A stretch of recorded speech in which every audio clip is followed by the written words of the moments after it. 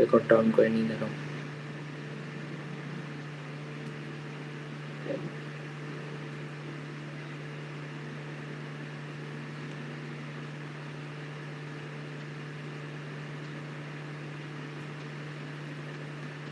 Google মিটটা update হয়ে কেমন যেন হয়ে গেছে, মানে এক সাইডে সব পার্টিসিপেন্টদের দেখাচ্ছে, এর আগে তো পার্টিসিপেন্টদের এইটা হাইড করা যেত, কি হলো আল্লাহ জানে।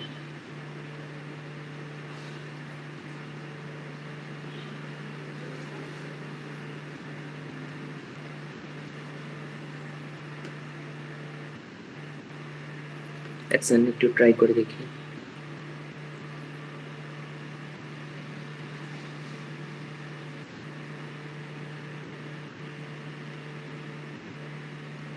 হ্যাঁ হয়েছে।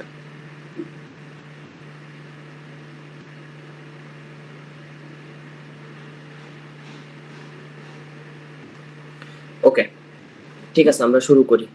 আর মানুষজন মনে হয় আসবে না, 10 জন আসছো, 10 জন নিয়ে শুরু করি। বাকিরা সম্ভবত ঈদ, তো ঈদের রেশ এখনো কাটায় উঠতে পারে নাই, রেকর্ড দেখে নেবে। আচ্ছা, তো আজকে আমরা বায়োলজি পড়বো। বায়োলজি আমরা সবচেয়ে পিছিয়ে আছি, বাকি সবগুলাই হচ্ছে আমরা ভালোই আগায় আছি। সবাই আমাকে শুনতে পাচ্ছ কিনা একটু চ্যাট বক্সে বলো, আর চ্যাট বক্সে সবাই একটা করে মেসেজ দাও, দেখি কে কে আসছো।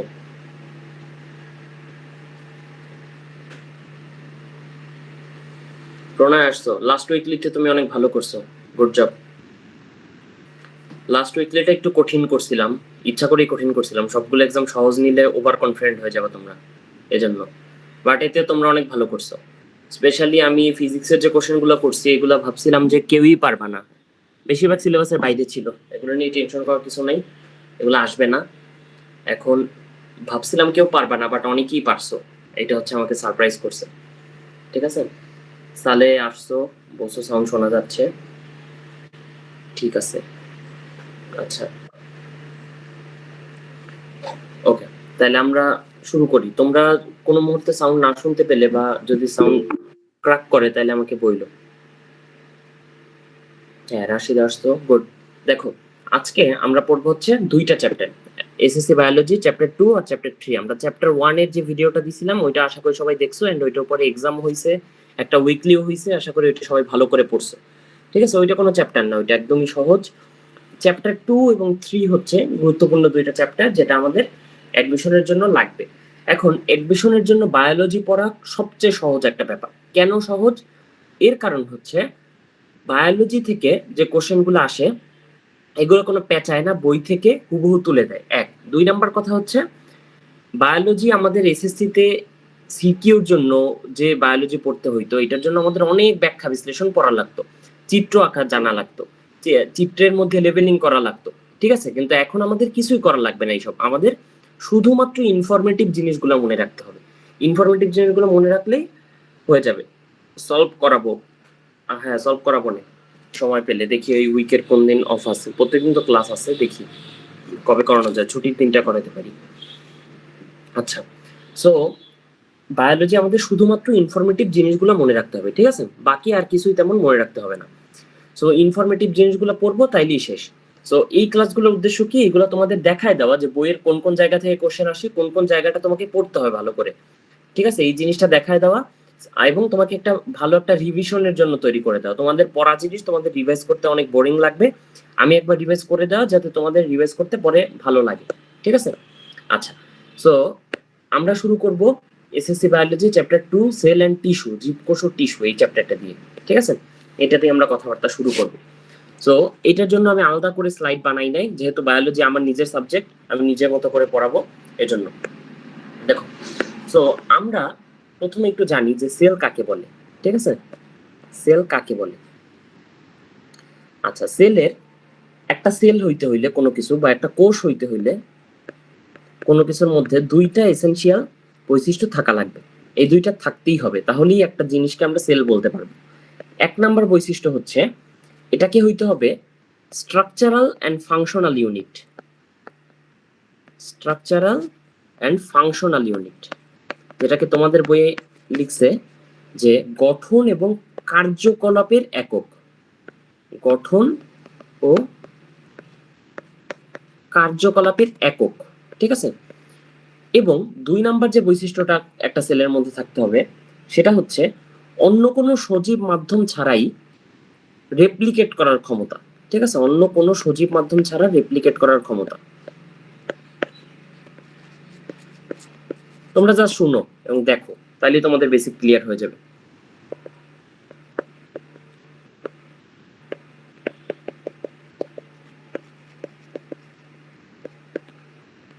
এখন এখানে বলছে যে অন্য কোনো সজীব মাধ্যম ছাড়া রেপ্লিকেট করার ক্ষমতা, এর মানে হচ্ছে একটা সেল বা একটা কোষ ইটসেলফ নিজে নিজেই রেপ্লিকেট করতে পারবে, যেটা আমরা চ্যাপ্টার 3 তে যে কোষ বিভাজন চ্যাপ্টারে দেখবো যে কিভাবে একটা সেল অন্য কোনো সজীব মাধ্যম ছাড়াই রেপ্লিকেট করতে পারে। এখন তাইলে এরকম একটা উদাহরণ কি তোমরা কেউ আমাকে বলতে পারবা যে যে জিনিসটা স্ট্রাকচারাল অ্যান্ড ফাংশনাল ইউনিট, ঠিক আছে, ওই বডিটার structural and functional unit, but সে অন্য কোনো একটা সজীব মাধ্যম ছাড়া রেপ্লিকেট করতে পারে না দেখে তাকে আমরা সেল বলি না। এরকম একটা উদাহরণ আমাকে দিতে পারবা কেউ?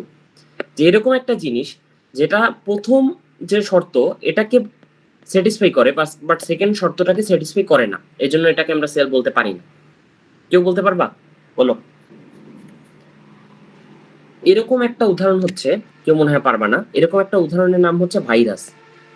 দেখো ভাইরাস একটা সেলের মধ্যেই সবকিছু থাকে, একটা সেলের মধ্যেই ভাইরাস তার গঠন এবং কাজবাজ করার যত কিছু দরকার হয় সব কিছু এই একটা সেলের মধ্যেই থাকে। তারপরেও ভাইরাসকে আমরা সেল বলি না, একটা কোষ বলতে পারি না। কেন? কারণ ভাইরাস ইটসেলফ, একটা ভাইরাস ধরো একটা কাঠির উপরে বসে আছে, এইখানে বসে সে তার কোনো মেটাবলিক অ্যাক্টিভিটি, কোনো বিপাকীয় কার্যকলাপ করতে পারবে না। কিন্তু যখনই একটা ভাইরাসকে তুমি ধরো করোনা ভাইরাস, যখনই তুমি করোনা ভাইরাসকে মানুষের দেহে দিয়ে দিবা তখন কিন্তু সে অনেক কোষ বিভাজন করে টোরে আমার লিভারকে এফেক্ট করতে ফেলতে পারবে, আমার কিডনিকে এফেক্ট করে ফেলতে পারবে। তার মানে ভাইরাস একটা সজীব মাধ্যম পেলে, একটা সজীব মাধ্যম পেলে বা লিভিং একটা মিডিয়াম পাইলে সেখানে তার কাজবাজ করে ফেলতে পারে, বাট সজীব একটা মিডিয়াম ছাড়া সে শুধুমাত্র স্ট্রাকচারাল অ্যান্ড ফাংশনাল ইউনিট, কিন্তু সে নিজে নিজে রেপ্লিকেট করতে পারে না। এই জন্য ভাইরাসকে আমরা সেল বলতে পারি না, ঠিক আছে, নট আ সেল। আচ্ছা, তাহলে আমরা সেল কি এই জিনিসটা বুঝলাম। এবার সেল কি কি ধরনের হইতে পারে তাহলে এটা একটু শিখে আসি, ঠিক আছে। সেল মেইনলি 2 ধরনের হয়, একটাকে আমরা বলি হচ্ছে প্রোক্যারিওটিক সেল বা আদি কোষ,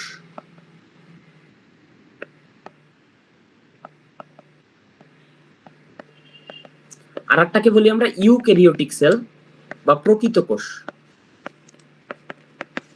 এখন একটা কোষের, ঠিক আছে, আচ্ছা নেট প্রবলেম হচ্ছে, ওকে রেকর্ড দেখে নিও। বাকি কারণ নেটে প্রবলেম হচ্ছে বলো তো,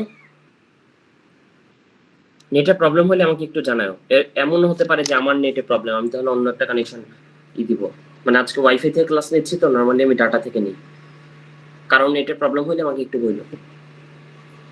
আচ্ছা ঠিক আছে।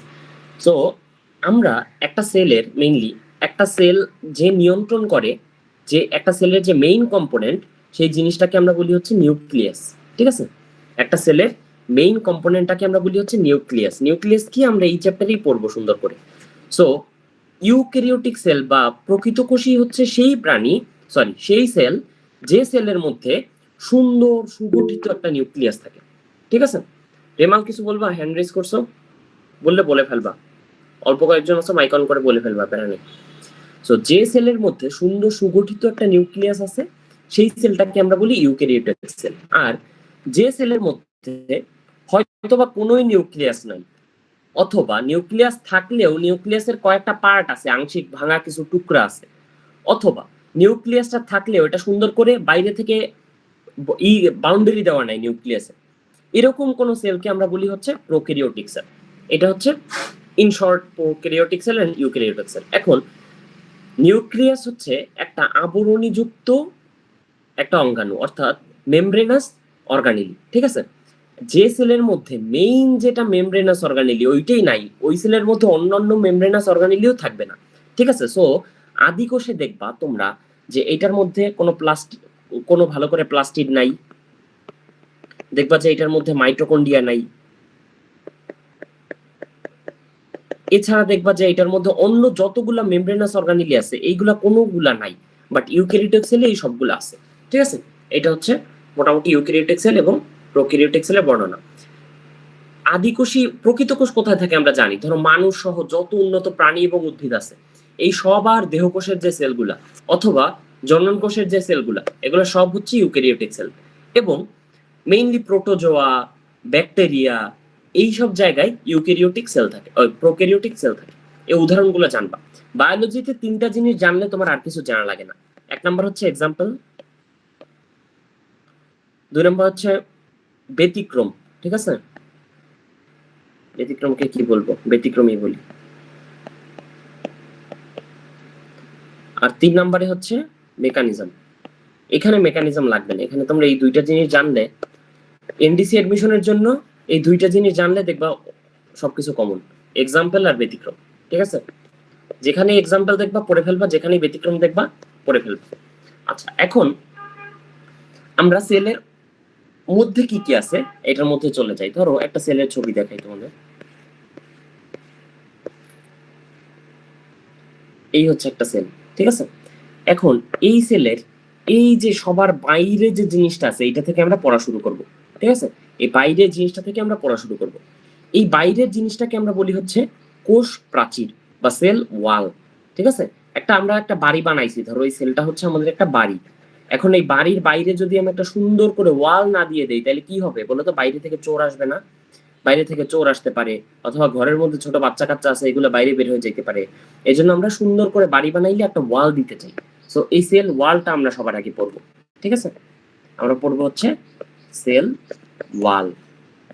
দেখো সেল ওয়ালের মধ্যে তোমাদের খালি কয়েকটা জিনিস পড়া লাগবে, ঠিক আছে। কি কি পড়া লাগবে এটা খালি আমি তোমাদের বলে যাচ্ছি।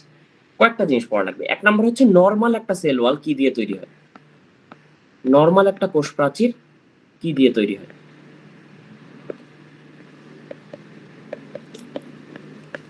তোমরা সবাই জানো নর্মাল সেল ওয়াল তৈরি হচ্ছে লিগনিন, পেকটিন এবং সুবেরিন। এগুলো সবগুলোই মোটামুটি এক ধরনের শর্করা। কোন ধরনের শর্করা এগুলো তোমরা বড় হয়ে জানবা আস্তে আস্তে। এগুলো হচ্ছে এক ধরনের কমপ্লেক্স শর্করা, ঠিক আছে। এগুলো দিয়ে নর্মাল একটা সেল ওয়াল তৈরি হয়। এছাড়া ব্যাকটেরিয়ার যে সেল ওয়াল গুলা এটা কি দিয়ে তৈরি হয় এটা জানা লাগবে। ব্যাকটেরিয়ার সেল ওয়াল তৈরি হয় মেইনলি প্রোটিন, লিপিড, পলিস্যাকারাইড এগুলো দিয়ে। প্রোটিন, লিপিড এবং পলিস্যাকারাইড।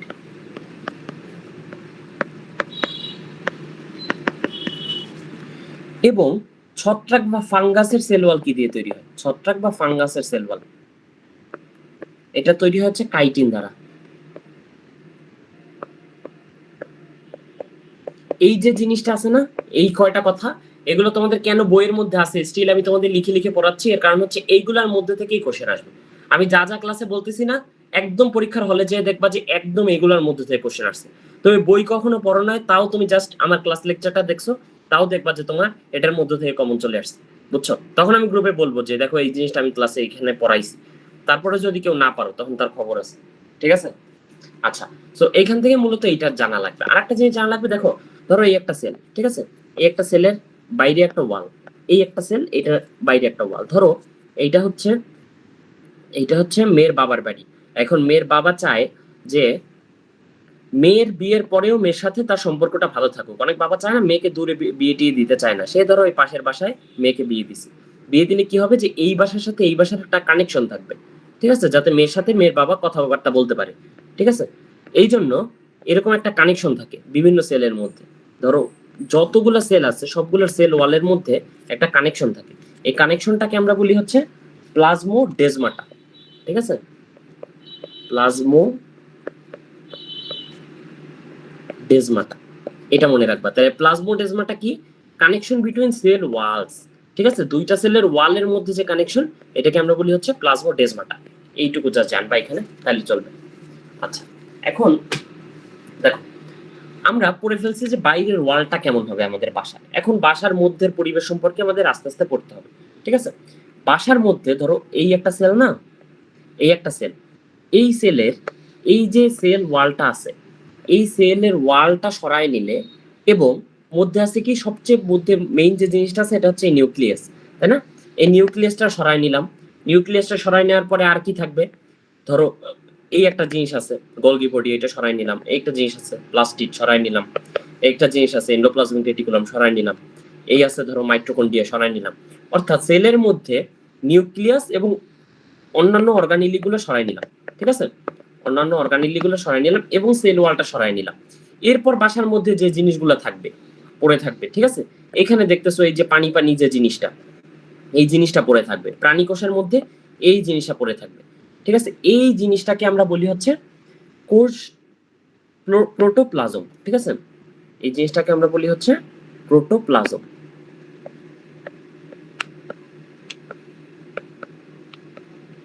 আচ্ছা, প্রোটোপ্লাজম আসলে আলাদা করে সংজ্ঞানের দরকার পড়ে না, তারপরেও প্রোটোপ্লাজম জরুরি। প্রোটোপ্লাজমের মধ্যে 90%ই থাকে হচ্ছে পানি। প্রোটোপ্লাজমের মেইন উপাদান পানি। এছাড়া কোষের মধ্যে বিভিন্ন উপাদান থাকে, যেমন ধরো বিভিন্ন খাদ্য উপাদান থাকে। আমরা কি কি খাই? ধরো প্রোটিন খাই, প্রোটিনের মধ্যে থাকে অ্যামিনো অ্যাসিড, মানে প্রোটিন ভাঙলে আমরা শেষ পর্যন্ত যেটা পাই সেটা হচ্ছে অ্যামিনো অ্যাসিড। তারপর ধরো আমরা শর্করা খাই, শর্করা খাইলে আমরা এটার শেষ উপাদান কি? গ্লুকোজ। এছাড়া আমরা খাই হচ্ছে চর্বি, চর্বির মধ্যে আমরা শেষ উপাদান হিসেবে যেটা পাই সেটা হচ্ছে ফ্যাটি অ্যাসিড। এই জিনিসগুলো থাকবে এক, মানে খাবারের উপাদানগুলো। 2 নাম্বার, খাবারগুলো পরিপাক হওয়ার পরে যে জিনিসগুলো অবশিষ্ট থাকে, বিভিন্ন নাইট্রোজেনাস সাবস্টেন্স, ঠিক আছে?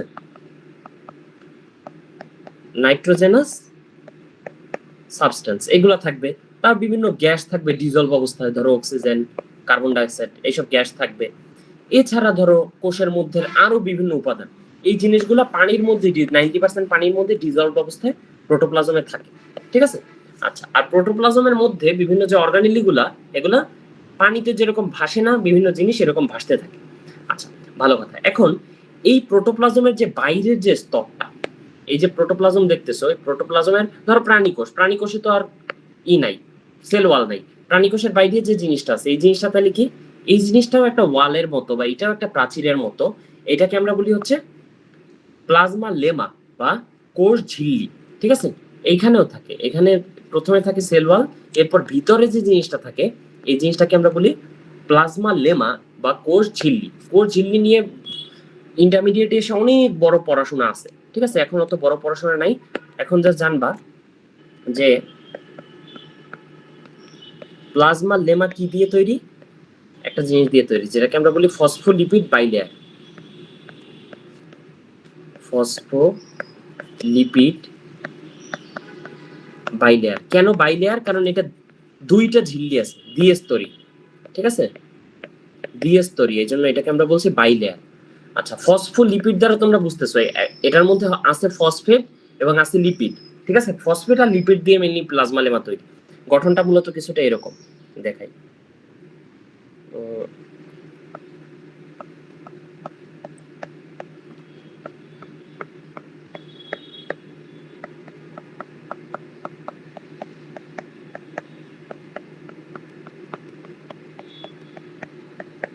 এই যে সাদা অংশটা দেখতেছো না, এটা হচ্ছে ফসফেট হেড, এটাকে আমরা বলি ফসফেট হেড। আর এই যে অংশটা দেখতেছো এটাকে আমরা বলি হচ্ছে ফ্যাটি অ্যাসিড টেইল। বুঝছো? এত বিস্তারিত তোমাদের জানা লাগবে না, তাও এই জিনিসটা অনেক গুরুত্বপূর্ণ বায়োলজিতে, বুঝছো? এটা তোমাদের এসএসসি লেভেলে পড়ানো উচিত ছিল, কিন্তু কেন পড়ায় না যাই না, এই জন্য বলে দিলাম। আচ্ছা, সো এইটা হচ্ছে প্লাজমা লেমা বা কোষ ঝিল্লি। এখন এই কোষ ঝিল্লি দিয়ে বিভিন্ন উপাদান ভিতরে ঢুকে যাইতে পারে, বিভিন্ন উপাদান সেলের মধ্যে। ধরো এটা হচ্ছে সেলের ইনসাইড, এটা হচ্ছে সেলের আউটসাইড। বিভিন্ন উপাদান সেলের আউটসাইড থেকে ইনসাইডে যাইতে পারে, আবার ধরো ইনসাইড থেকে আউটসাইডে যাইতে পারে, ঠিক আছে? এইটুকু জানলেই চলবে এখান থেকে। আরেকটা যে জানা লাগবে, ধরো এই যে দেখো এইখানে যে কোষ ঝিল্লিটা আছে, সেই কোষ ঝিল্লিটা আঙুলের মতো, আমাদের হাতের আঙুল আছে না, হাতের আঙুলের মতো দেখো কয়েকটা এরকম আঙুলের মতো কয়েকটা স্তর দিছে, ঠিক আছে? কয়েকটা বাঁক নিছে। এই বাঁক নেওয়ার পরে যে জিনিসটা তৈরি হয়েছে এই জিনিসটাকে আমরা বলি মাইক্রোভিলাই। এক বচনে বলে মাইক্রোভিলাস আর বহু বচনে বলে হচ্ছে মাইক্রোভিলাই। এখন ভিলাই মানে হচ্ছে আঙুল, বুঝছো? ভিলাই মানে হচ্ছে আঙুলের মতো এরকম বাঁকা হওয়া। এটা হওয়ার উদ্দেশ্যটা কি? এটা হওয়ার উদ্দেশ্য হচ্ছে, ধরো একটা সোজা কাগজ, ঠিক আছে? একটা সোজা কাগজ, এইটা এতখানি জায়গা দখল করছে, ঠিক আছে? এতখানি জায়গা দখল করছে।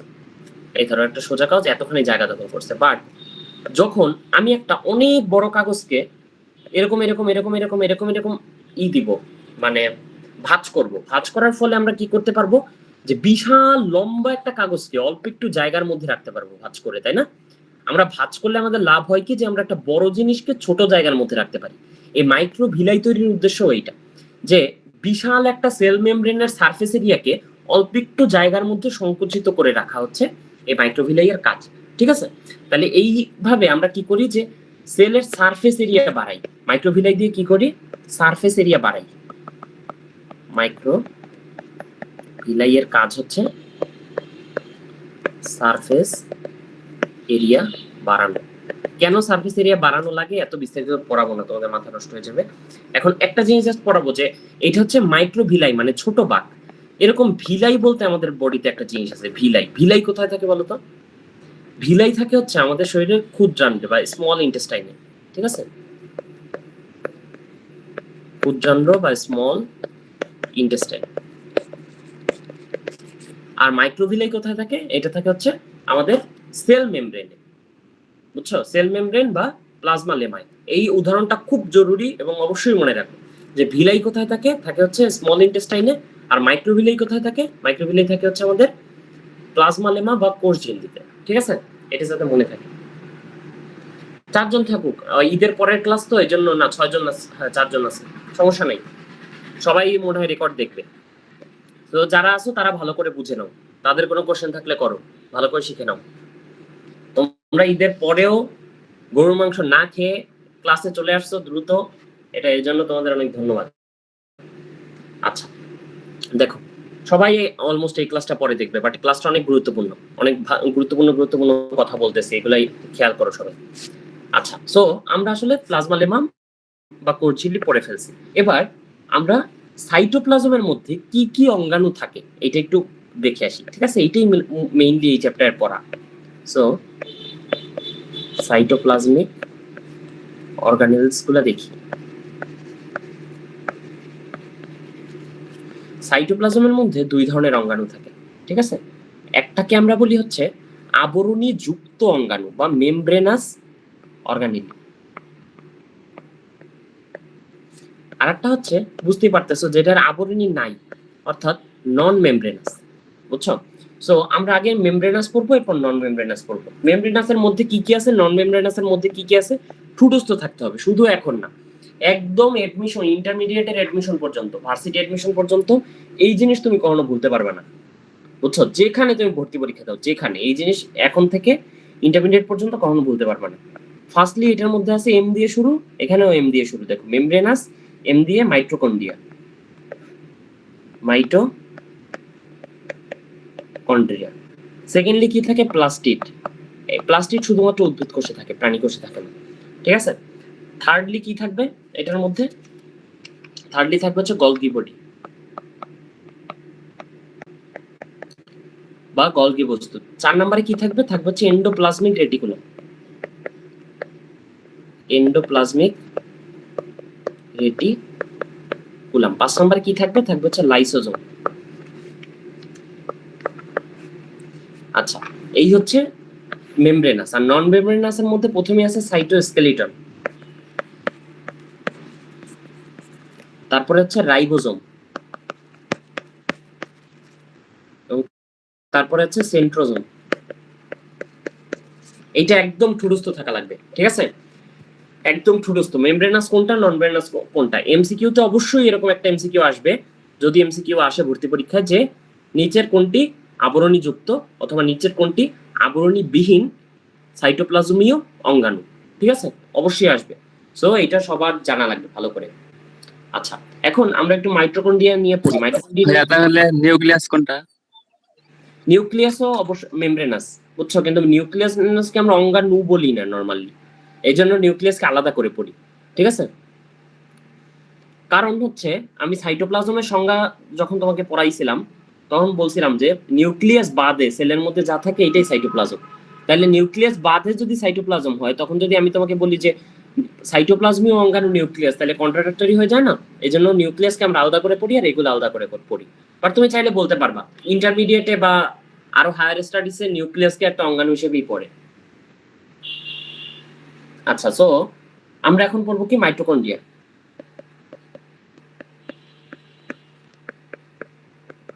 মাইটোকন্ড্রিয়া দিয়ে কি পড়া লাগবে এটা জাস্ট বলি, ঠিক আছে? সবার আগে তোমার জানা লাগবে যে মাইটোকন্ড্রিয়া কিসে থাকে আর কিসে থাকে না। কিসে থাকে এটা তো নর্মাল, মাইটোকন্ড্রিয়া ভাই সেলের শক্তি ঘর, এনার্জি হাউস। তাহলে এটা কিসে থাকে কিসে না থাকে এটা তো তোমাদের এমনিতেই বুঝতে হবে যে বেশিরভাগ সেলেই মাইটোকন্ড্রিয়া থাকবে, ঠিক আছে? কিসে থাকবে না এটা জাস্ট জানবো। থাকবে না হচ্ছে, এক হচ্ছে আদিকোষে থাকবে না, প্রোক্যারিওটিক সেলে থাকবে না। এক হচ্ছে আদিকোষে থাকবে না। 2 নম্বরে দুইটা উদাহরণ দেওয়া আছে তোমাদের বইয়ে, দেখবা একটা দেওয়া আছে হচ্ছে সম্ভবত ট্রাইকোমোনাস, আর একটা দেওয়া আছে হচ্ছে মনোসার্কোমোনাস, মনোসার্কোমোনয়েডস, ঠিক আছে? আচ্ছা, এগুলাকে হচ্ছে সি লেভেল ভাগ করে মুখস্থ করবা। যদি মুখস্থ করতে কষ্ট হয় তাহলে কি করবা, সি লেভেল ভাগ করে মুখস্থ করবা, 2-3টা সি লেভেলে ভাগ করবা। আচ্ছা, আর একটা জিনিস থাকে না, সেটা কি আদিকোষী একটা প্রাণী, কি প্রোটোজোয়া। প্রোটোজোয়া আদিকোষী তুমি জানোই, তুমি আগেই পড়ে ফেলছো, আদিকোষীতে থাকবে না, তাহলে প্রোটোজোয়া কি থাকবে? থাকবে না। তাহলে মাঝখান থেকে এই দুইটা উদাহরণ মুখস্থ করবা। তাহলে এই 4টা জিনিসের মধ্যে মাইটোকন্ড্রিয়া থাকবে না, বাকি সবগুলাই মাইটোকন্ড্রিয়া থাকবে, ঠিক আছে? এখন মাইটোকন্ড্রিয়া কে আবিষ্কার করছে, তোমরা এগুলা তো রিডিং অবশ্যই পড়বো। মাইটোকন্ড্রিয়া বেন্ডা আবিষ্কার করছে। এটা হচ্ছে সেলের এনার্জি হাউস, ঠিক আছে, বা শক্তি ঘর। কারণ কেন এনার্জি হাউস? কারণ হচ্ছে আমাদের সেলের শক্তিটা প্রোভাইড করে যে বিক্রিয়া, সেটাকে আমরা বলি শ্বসন বা রেসপাইরেশন, ঠিক আছে? শ্বসন বা রেসপাইরেশন। এই যে শ্বসনের 4টা ধাপ আছে, তোমরা 4র্থ চ্যাপ্টারে যে শ্বসন পড়বা, ঠিক আছে? শ্বসনের 4টা ধাপের মধ্যে প্রথম ধাপটা হচ্ছে গ্লাইকোলাইসিস, এবং সেকেন্ড ধাপটা হচ্ছে গ্লাইকোলাইসিস, এবং সেকেন্ড যে একটা ধাপ আছে ক্রেবস সাইকেল। এই ক্রেবস সাইকেলটা মূলত এই মাইটোকন্ড্রিয়ার মধ্যে হয়, ঠিক আছে? ক্রেবস সাইকেলের জন্য যে এনজাইমগুলো লাগে, সেই এনজাইমগুলো সব থাকে মাইটোকন্ড্রিয়ায়। এছাড়া তোমাদের কি পড়া লাগবে, পড়তে হবে হচ্ছে মাইটোকন্ড্রিয়ার গঠনটা কেমন, এটা জানা লাগবে। মাইটোকন্ড্রিয়ার এরকম বাইরে ঝিল্লি থাকে, মধ্যে ক্রিস্টি থাকে, ক্রিস্টির মধ্যে এনজাইমগুলো সাজানো থাকে, ঠিক আছে?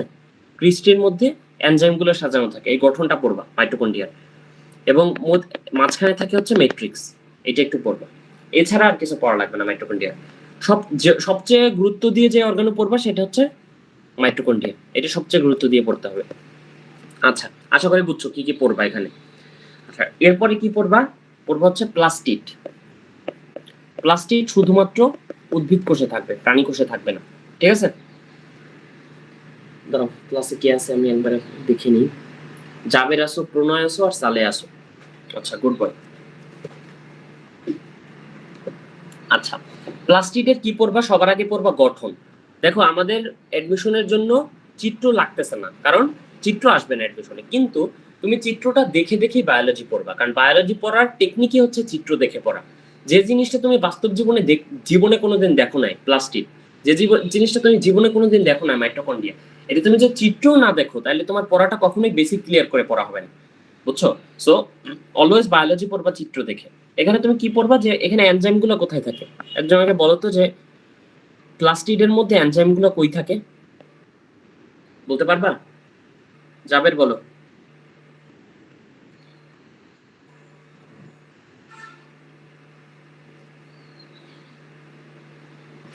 পারবা না? সালে বলো। হ্যাঁ, স্ট্রমাতে থাকে। Good, very good. স্ট্রমাতে থাকে। হ্যাঁ, পারছো। আচ্ছা, ঠিক আছে, গুড। পারো অনেক কিছু। তো একটা কাজ করতেছিল না। প্লাস্টিডের মধ্যে এনজাইম কোথায় থাকে ভাই, এটা অনেক গুরুত্বপূর্ণ একটা কোশ্চেন। পরীক্ষা আসলে হয় এইটা আসবে, আর নহলে আসবে হচ্ছে প্লাস্টিডের কোন জায়গাটা সূর্যালোককে ধরে রাখে, ঠিক আছে? রানা। হ্যাঁ, রাইট, গুড। তাহলে পরীক্ষায় প্রশ্ন আসলে আমি যদি প্রশ্ন করতাম, এই দুইটার একটাই দিতাম, যে প্লাস্টিড এনজাইম কই থাকে, কোন সূর্যালোক ধরে রাখে কোনটা। এছাড়া একটা জিনিস তোমাদের জানা লাগবে, বইয়ের মধ্যে ভালো করে নাই, তাই একটু বলে দিচ্ছি, যে প্লাস্টিডের মধ্যে বিভিন্ন রঞ্জক পদার্থ থাকে, তোমরা জানো, কারণ প্লাস্টিডের একটা কাজই হচ্ছে রং তৈরি করা, ঠিক আছে? তাহলে প্লাস্টিডের মধ্যে যে রঞ্জক পদার্থগুলো থাকে, এগুলোর নাম তো অবশ্যই মুখস্থ করবা, যে ক্যারোটিন থাকে, তারপর জ্যান্থফিল থাকে, এছাড়া থাকে কি ফাইকোসায়ানিন, ফাইকোএরিথ্রিন, ফাইকো সায়ানিন, ফাইকো এরিথ্রিন। একটু কষ্ট করে জাস্ট ক্লাসটা দেখো, দেখবো অনেক কিছু শিখতে পারছো। ঠিক আছে? আচ্ছা দেখো, সো এই যে ক্যারোটিন, ক্যারোটিন ক দিয়ে তৈরি না, ক দিয়ে শুরু হয়েছে না, তাহলে ক্যারোটিনের রং হচ্ছে কমলা। তারপর জ্যান্থফিলে এখানে হ আছে না, তাহলে জ্যান্থফিলের রং হচ্ছে হলুদ। ঠিক আছে? সায়ানিন শব্দটার অর্থই হচ্ছে নীল, সো ফাইকো সায়ানিন হচ্ছে নীল। আর ফাইকো এরিথ্রিন এইটার রং হচ্ছে লাল। এই রংগুলো একটু মনে রাখবা, এই চারটা রং কষ্ট করে একটু মনে রাখবা বইয়ের বাইরে। ঠিক আছে? এটুকু মনে রাখলে হবে। আচ্ছা, সো এছাড়া প্লাস্টিকের নরমাল যে জিনিসপাতি, প্লাস্টিক কয়েক ধরনের আছে, 3 ধরনের আছে প্লাস্টিক।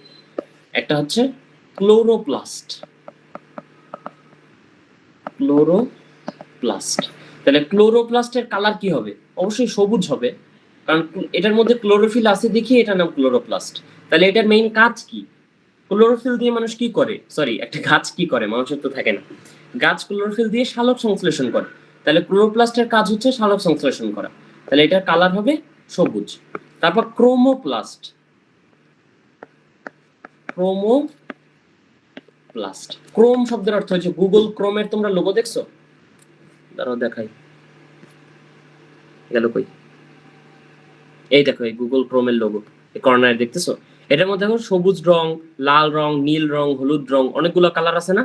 তাহলে ক্রোম মানে হচ্ছে কালার, বুঝছো? ক্রোম শব্দটার মানে হচ্ছে কালার। তাহলে ক্রোমোপ্লাস্টটা কি হবে? ক্রোমোপ্লাস্ট হবে অনেক রকমের কালার। কি কি কালার এইখানে পড়াইছি দেখো। ক্যারোটিন হচ্ছে কমলা, জ্যান্থিল হচ্ছে হলুদ, ফাইকোসায়ানিন নীল, ফাইকোএরিথ্রিন লাল। তাহলে এই কালারগুলো ক্রোমোপ্লাস্টের মধ্যে তুমি পাবা। ঠিক আছে?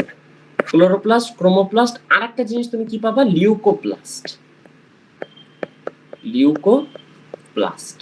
তাহলে যে মানুষটা দেখতে এত ভালো না, এই মানুষটার কিন্তু গুণের দিক থেকে বেশিরভাগ ক্ষেত্রে দেখা যায় যে অনেক বেশি ভালো হয়, বুঝছো? সবাই দেখতে সুন্দর, স্টিল আর কি বোঝানোর জন্য বলতেছি। আচ্ছা, সো যে জিনিসটা দেখতে ভালো না সেই জিনিসটার কিন্তু গুণ বেশি থাকতে হবে। তাহলে লিউকোপ্লাস্টের মধ্যে সবুজ রঙও নাই, অন্য কালারও নাই। তাহলে লিউকোপ্লাস্ট কাজ একটা করতে হবে। ওর কি কাজ করে? ও হচ্ছে খাদ্য সঞ্চয় করে। ঠিক আছে? ফুড স্টোর করে, খাদ্য সঞ্চয় করে। উপর ক্লাসে উঠে পড়বা যে লিউকোপ্লাস্ট আবার অনেক 3 ধরনের আছে। যেটা প্রোটিন সঞ্চয় করে ওইটার একটা নাম, যেটা লিপিড সঞ্চয় করে ওইটার একটা নাম, যেটা শর্করা যেটা চর্বি সঞ্চয় করে ওইটার একটা নাম। ঠিক আছে? তাহলে এইটুকু পড়লেই তোমাদের হবে এখানে প্লাস্টিক নিয়ে পড়াশোনা শেষ। আচ্ছা, এছাড়া সুন্দর করে রিডিং তো পড়তেই হবে, এটা আসি। আচ্ছা, এবারে আমরা কি পড়বো? পড়বো হচ্ছে গলগি বডি। গলজি বডি অনেকে বলে গলগি বডি, বাংলা বলে গলগি বস্তু। আচ্ছা, তোমাদের গলগি বডি নিয়ে খালি আমি 3টা কথা বলবো, এই 3টা কথা মনে রাখবা, আর তেমন কিছু মনে রাখা লাগবে না। রেমাল আসছো অনেকক্ষণ পরে। আচ্ছা, কি মনে রাখা লাগবে? 1 নাম্বার মনে রাখতে হবে যে এটার কাজ কি। ঠিক আছে? 3টা কাজ বলবো, গলগি বডির 3টা কাজ বলবো, এই স্তরে তোমরা এইটুকু মনে রাখবা, ইন্টারভিউ উঠে আরো বিস্তারিত সুন্দর করে পড়বা। 1 নাম্বার কাজ হচ্ছে এটা বিভিন্ন পদার্থ নিঃসরণ করে, সেলের মধ্যে বিভিন্ন জিনিস দরকার হয় এই জিনিসটা নিঃসরণ করে। ঠিক আছে? বা রিলিজ করে। 2 নাম্বার এটার কাজ হচ্ছে এটা বিপাকীয় কিছু কাজ করে বা মেটাবলিজম করে, বুঝছো? বিপাকীয় কিছু কাজ করে বা মেটাবলিজম হেল্প করে। 3 নাম্বার কাজ হচ্ছে এটা প্রোটিন সঞ্চয় করে। সেলের মধ্যে আমরা যত কাজ করি সব প্রোটিন দিয়ে করি, বুঝছো? সো প্রোটিনটা স্টোর করে রাখতে হয় আমাদের শরীরে। সো এইটা কি করে? সেই প্রোটিন সঞ্চয় করে, সেলুলার লেভেলে প্রোটিন স্টোর করে। এই 3টা জিনিস গলগি বডি থেকে জানবা আর রিডিং করবা, শেষ। আচ্ছা, এখন আমরা একটা গুরুত্বপূর্ণ জিনিস পড়বো যেটা আমরা অনেকেই বুঝি না, যে জিনিসটার কাজ কি। এটা হচ্ছে এন্ডোপ্লাজমিক রেটিকুলাম।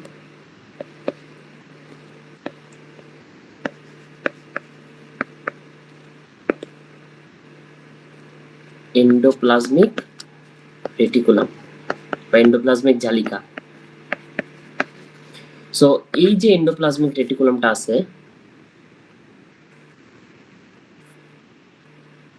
আচ্ছা এই যে এন্ডোপ্লাজমিক রেটিকুলামটা আছে, এটা 2টা টাইপ আছে এন্ডোপ্লাজমিক রেটিকুলামের, বুঝছো? 2টা টাইপ আছে। একটা টাইপ হচ্ছে মসৃণ, একটাকে বলে মসৃণ এন্ডোপ্লাজমিক রেটিকুলাম বা স্মুথ, এটা। আচ্ছা, আর একটা হচ্ছে অমসৃণ বা রাফ। এখন এই মসৃণ যে এন্ডোপ্লাজমিক রেটিকুলামটা কেমন হয় জানো? চেহারাটা এরকম এরকম এরকম এরকম হয়। তার আমি দেখাই। এই জিনিসটা হচ্ছে এন্ডোপ্লাজমিক রেটিকুলাম। এই দেখো, এই হচ্ছে এন্ডোপ্লাজমিক রেটিকুলাম। এখন তুমি যদি খুব ভালো করে দেখো, খেয়াল করে, তখন দেখবা যে এই সাইডে যে এন্ডোপ্লাজমিক রেটিকুলামটা দেখতেছো তুমি, এটা কিন্তু মসৃণ। দেখো, এটা গায়ের মধ্যে কোনো এবড়ো নাই, এটা মসৃণ। আবার এই সাইডে যে এন্ডোপ্লাজমিক রেটিকুলামটা দেখতেছো তুমি, এটা দেখো, এটা কিন্তু গায়ের মধ্যে এই দেখো এবড়ো থেবড়ো কিছু পার্ট আছে, অর্থাৎ এটা কিন্তু অমসৃণ বা রাফ। তাহলে এন্ডোপ্লাজমিক রেটিকুলাম দুই ধরনের, একটা হচ্ছে মসৃণ পার্টটা আর একটা হচ্ছে অমসৃণ পার্টটা। এখন যদিও ছবিটা কারেক্ট না, ছবিটা এই জায়গাটায় হওয়া উচিত ছিল অমসৃণ পার্টটা, আর এই জায়গাটায় হওয়া উচিত ছিল মসৃণ পার্টটা, ঠিক আছে? তাও এখানে আর কি মোটামুটি বোঝা যায়। সো এন্ডোপ্লাজমিক রেটিকুলামের যে অমসৃণ পার্টটা, এটা কেন অমসৃণ?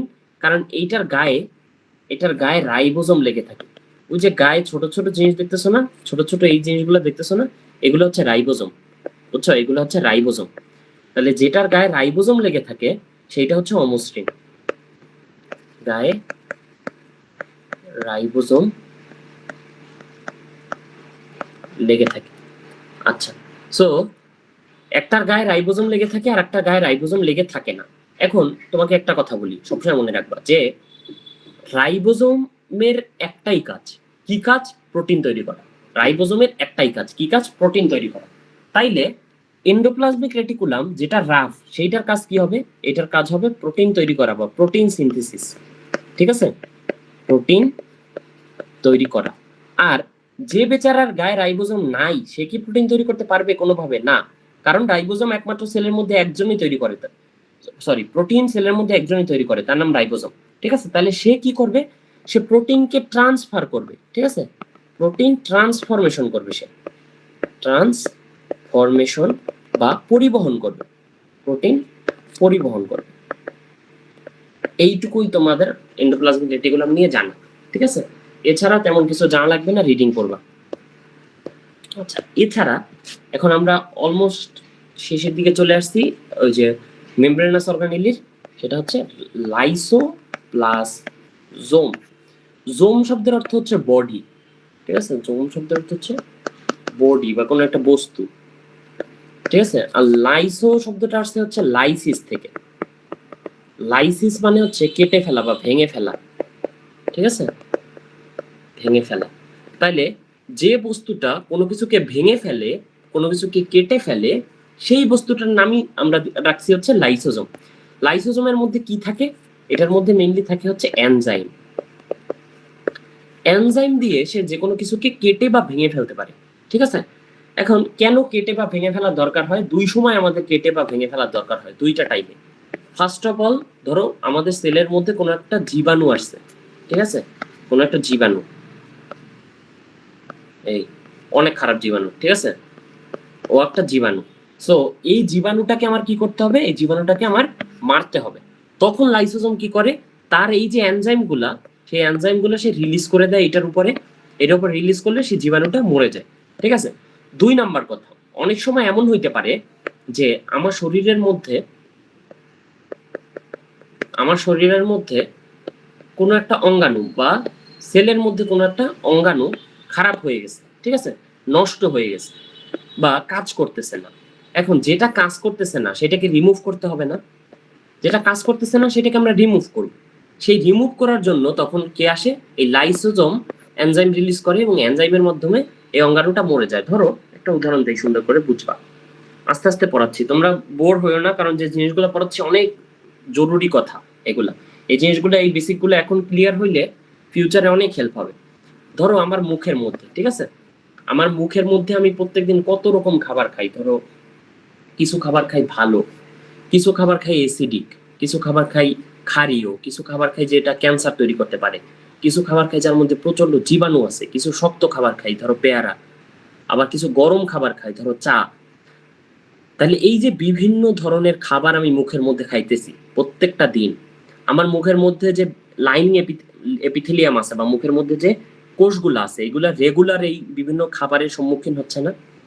তাহলে এই যে সেলগুলা, এই সেলগুলা যদি 2-4 দিন পর পর আমি সবগুলা ভেঙে নষ্ট করে নতুন সেল দিয়ে মুখের মধ্যে না বানাই, তাহলে কি হবে জানো? এই সেলগুলো একসময় ক্যান্সার তৈরি করে ফেলবে। বুঝছো? কিভাবে তৈরি করবে আস্তে আস্তে জানবো বড় হয়ে, যদি কেউ ডাক্তারি পড়ো তখন জানবা যে এই সেলগুলো একসময় ক্যান্সার তৈরি করে ফেলতে পারবে।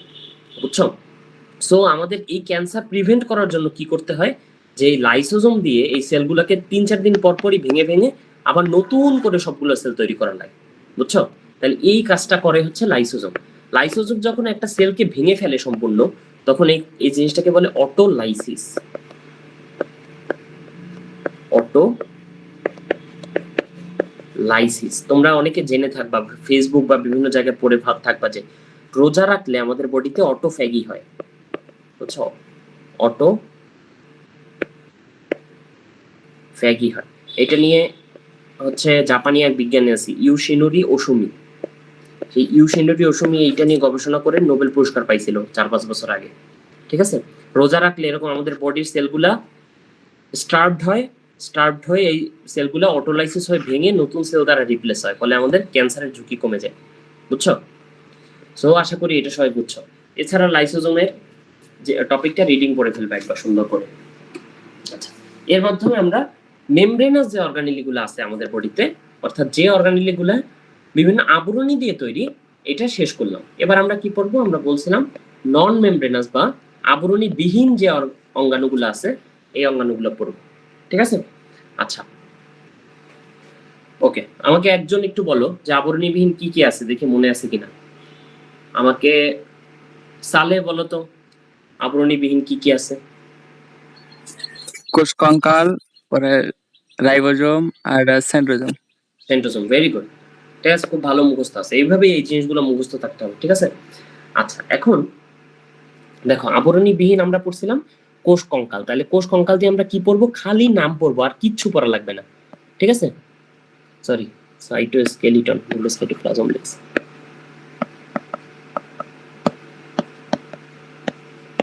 সাইটোস্কেলিটন বা কোষ কঙ্কাল কি কি আছে? 3টা আছে, খালি নাম পড়বো আর কিচ্ছু লাগবে না। একটা হচ্ছে মাইক্রোফিলামেন্ট,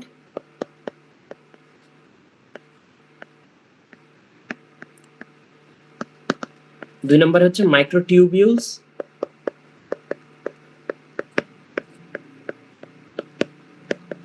তিন নম্বরে হচ্ছে ইন্টারমিডিয়েট ফিলামেন্ট।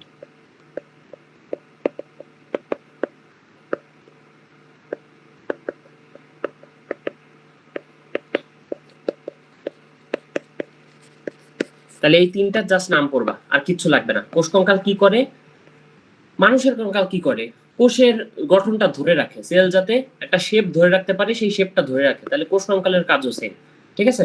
আচ্ছা, এরপরে কি আছে? রাইবোজোম। রাইবোজোম নিয়ে সবচেয়ে গুরুত্বপূর্ণ যে কথাটা তোমাদের জানা লাগবে সেটা অলরেডি আমি বলে ফেলছি। ঠিক আছে? এগুলো আসলে কি? এগুলো হচ্ছে এক ধরনের ফাইবার। এগুলো হচ্ছে ফাইবার। যেমন ধরো ওই যে কাপড়ের মধ্যে ফাইবার থাকে না, বা যে কোনো কি আর কি উদাহরণ দিব ফাইবারের? ধরো কাপড়ের মধ্যে যেরকম একটা ফাইবার থাকে, এরকম এগুলো সেলের মধ্যে ফাইবার। বুঝছো? এগুলো আসলে কি জিনিসগুলো, কি দিয়ে তৈরি, এগুলো তোমরা ইন্টারমিডিয়েট টিউটে খুব সুন্দর করে পড়বা। এই ফিলামেন্ট কেমনে তৈরি হয়েছে, ইন্টারমিডিয়েট ফিলামেন্ট কেমনে তৈরি হয়েছে, খুব সুন্দর করে পড়বা। এখন অত বিস্তারিত জানা লাগবে না, খালি নামটা পড়বা ভর্তি পরীক্ষার জন্য। ঠিক আছে? আচ্ছা, রাইবোজোম। রাইবোজোম নিয়ে সবচেয়ে গুরুত্বপূর্ণ যে কথাটা তোমাদের জানা লাগবে সেটা আমি সবার আগেই বলছি। এটার কাজ হচ্ছে প্রোটিন তৈরি করা। ঠিক আছে? Protein synthesis.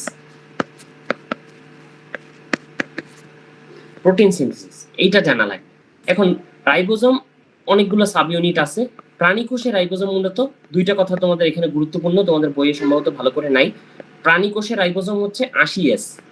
80S কি এগুলো এখন জানা লাগবে না। 80S 2টা সাব ইউনিট দিয়ে তৈরি হয়, 40S প্লাস 60S।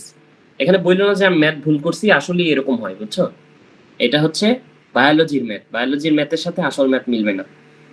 আর উদ্ভিদ কোষের রাইবোজোম নরমালি, ঠিক আছে, নরমালি থাকে হচ্ছে 70S। এই 70S আবার অন্যরকম ম্যাথে হয় 50S প্লাস 30S। এটা জানবা। রাইবোজোম কই থাকে? এন্ডোপ্লাজমিক রেটিকুলামের গায়ে লেগে থাকতে পারে, এছাড়া সেলের মধ্যেও থাকতে পারে। যে সেলগুলো বেশি প্রোটিন তৈরি করে ওই সেলগুলায় রাইবোজোমও বেশি থাকে। ঠিক আছে? এছাড়া রাইবোজোমের রিডিংটা পড়বা। আচ্ছা, এছাড়া কি জানা লাগবে? প্রাণী কোষে একটা জিনিস আছে যেটা উদ্ভিদ কোষে থাকে না, সেটা হচ্ছে সরি, উদ্ভিদ কোষে আছে, প্রাণী কোষে থাকে না, আই গেস ভুল বলতেছি, মেবি একটু দেখে নি, ভুলে গেছি, প্রাণী কোষে থাকে, ঠিক আছে। এটা শুধুমাত্র প্রাণী কোষে থাকে, উদ্ভিদ কোষে থাকে না। তাহলে এটা হচ্ছে সেন্ট্রোজোম, ঠিক আছে। সেন্ট্রোজোমের 3টা কাজ, এই 3টা কাজ খালি মনে রাখবা, আর কিছু মনে রাখা লাগবে না, কষ্ট করে 3টা কাজ খালি এখানে পড়বা, আর কিছুই পড়বা না। 1 নাম্বার হচ্ছে এটা অ্যাস্টার রে তৈরি করে, ঠিক আছে। অ্যাস্টার রে বিচ্ছুরণ করে। অ্যাস্টার রে কখন বিচ্ছুরিত হয় পরের চ্যাপ্টারে সুন্দর করে আমরা পড়বো, ঠিক আছে। এখন জাস্ট পড়ি যে অ্যাস্টার রে বিচ্ছুরণ করে। 2 নাম্বার কাজ কি, এটা স্পিন্ডল ফাইবার তৈরিতে হেল্প করে, ঠিক আছে। স্পিন্ডল তন্তু বা স্পিন্ডল ফাইবার তৈরিতে হেল্প করে। 3 নম্বরে কি, কোষের মধ্যে ফ্লাজেলা থাকে। কোষের মধ্যে ফ্লাজেলা হচ্ছে একটা কোষের মডিফিকেশন, বুঝছো, যেটা কোষকে চলাচল করতে হেল্প করে, সাঁতরাইতে হেল্প করে। কোনো কোষের যদি সাঁতরানো লাগে তাহলে ওই কোষে ফ্লাজেলা থাকে। কোন কোষে সাঁতরানো লাগে মানুষের বডিতে বলতে পারবা? একটা কোষের নাম বলতে পারবা যেটা সাঁতরানো লাগে? সেটা হচ্ছে শুক্রাণু। মিয়োসিস। না, সাঁতরানো লাগে শুধুমাত্র কোষের, শুক্রাণু, ঠিক আছে। তাহলে শুক্রাণুর মধ্যেই শুধু ফ্লাজেলা থাকে। মানুষের বডিতে শুধুমাত্র একটা কোষই আছে যেটা ফ্লাজেলা থাকে, অন্য কোনো কোষ নাই, এটা হচ্ছে শুক্রাণু, ঠিক আছে। এই ফ্লাজেলা তৈরিতে হেল্প করে হচ্ছে সেন্ট্রোজোম। তাহলে এই 3টা খালি কাজ মনে রাখবা সেন্ট্রোজোমের, আর কোনো কিছু জানা লাগবে না। 3টা কাজ মনে রাখবা, তাহলে আমাদের নন মেমব্রেনাস অর্গানেলি শেষ, আল্লাহর রহমত। এখন সবচেয়ে বড় ভাই যার কথা বলা আমরা বলছিলাম যে আলাদা করে বলতে হবে যার কথা, সে হচ্ছে আমাদের নিউক্লিয়াস। তাহলে নিউক্লিয়াসের কথা একটু বলে আসি। তোমরা খুব ভালো করে এগুলো জানো, তারপরেও বলি। নিউক্লিয়াসের গঠনটা দেখাই, এই হচ্ছে একটা নিউক্লিয়াস, ঠিক আছে। এই হচ্ছে একটা নিউক্লিয়াস। তাইলে এটার মধ্যে কোথায় কি আছে আমরা এমনি বুঝি। দেখো, কোনো কিছুর মধ্যে এই যে পানি পানি যে জিনিসটা আছে পুরা হিউম্যান বডিতে, এই জিনিসটাকে আমরা বলি প্লাজম। কোষের মধ্যে যখন সেটা থাকে, কোষ মানে হচ্ছে সাইট। সাইট শব্দের অর্থ, সাইট শব্দের অর্থ হচ্ছে সেল, ঠিক আছে। তাহলে সেলের মধ্যে যখন কোনো প্লাজম থাকবে ওইটাকে আমরা বলবো হচ্ছে সাইটোপ্লাজম।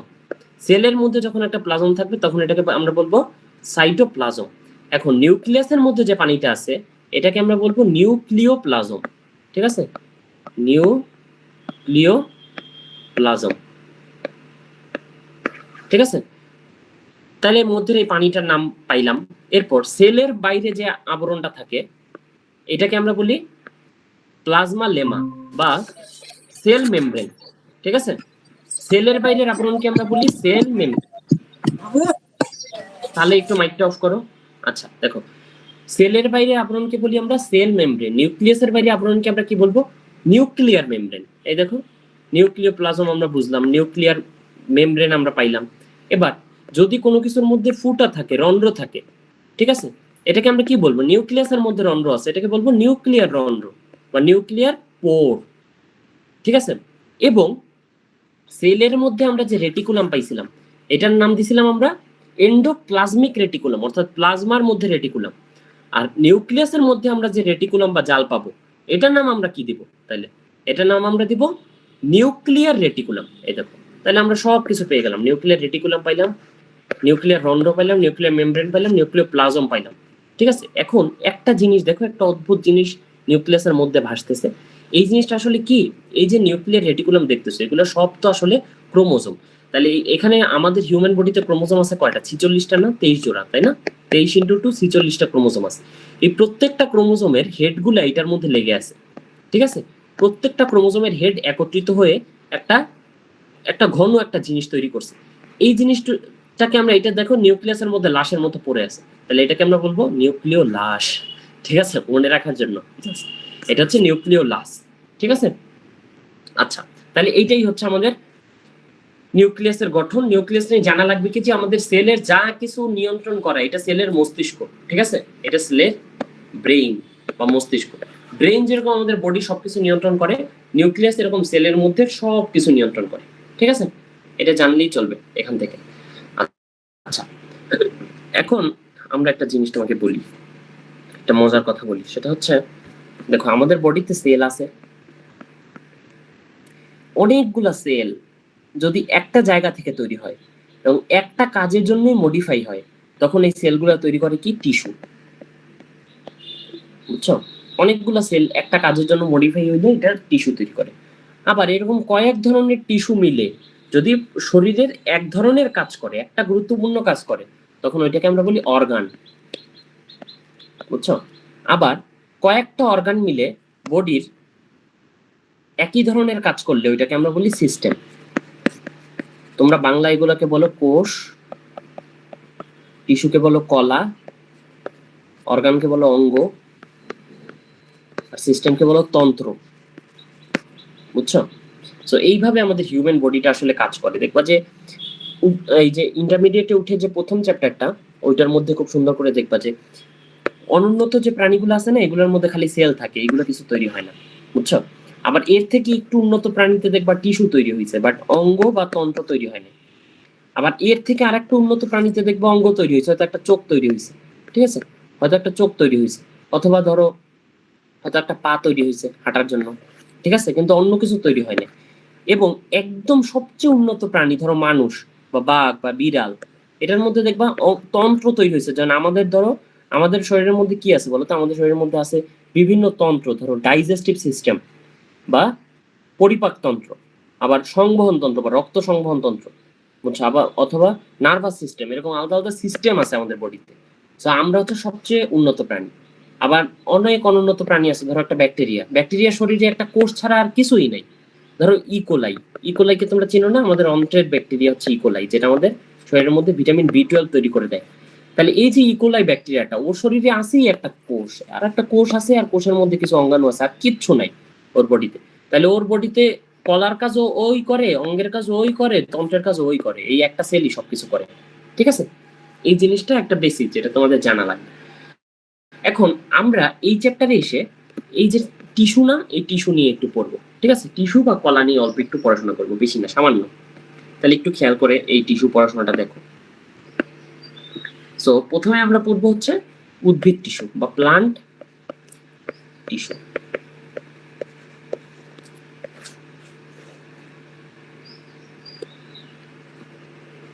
আচ্ছা, সো প্লাজম মানে রস কিনা? হ্যাঁ, বলা যায়, প্লাজম মানে রস বলা যায়। আচ্ছা, সো প্লান্ট টিস্যুর মধ্যে দুই ধরনের টিস্যু আছে। আমরা একটু দেখি কি কি প্লান্ট টিস্যু আছে। এটা হচ্ছে সরল টিস্যু, ঠিক আছে? সিম্পল বা সরল টিস্যু। আর একটা হচ্ছে কমপ্লেক্স বা জটিল টিস্যু।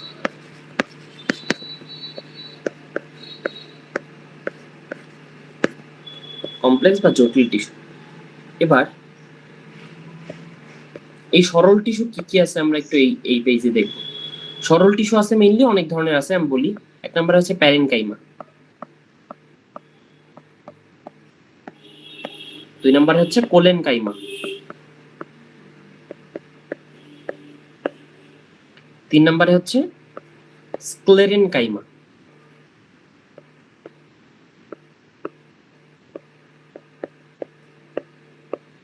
আচ্ছা, এর মধ্যেও আবার ক্লাসিফিকেশন আছে। ধরো প্যারেনকাইমার মধ্যে যে প্যারেনকাইমার মধ্যে ক্লোরোফিল থাকে ওইটাকে আমরা বলি ক্লোরেনকাইমা। আর জলজ উদ্ভিদ আছে না পানির মধ্যে ধরো কচুরিপানার যে বডিটা, ওইটা ছিঁড়লে দেখবা যে মধ্যে বড় বড় বাতাস রাখার মতো থলি থলি আছে, বুঝছো? সো জলজ উদ্ভিদের বড় বড় বায়ু কুঠিরযুক্ত প্যারেনকাইমাকে আমরা বলি এরেনকাইমা। এরেনকাইমা বলি, বুঝছো? আবার ধরো যে স্ক্লেরেনকাইমার মধ্যে দুই ধরনের স্ক্লেরেনকাইমা আছে, একটা হচ্ছে ফাইবার আর একটা হচ্ছে স্ক্লেরাইট।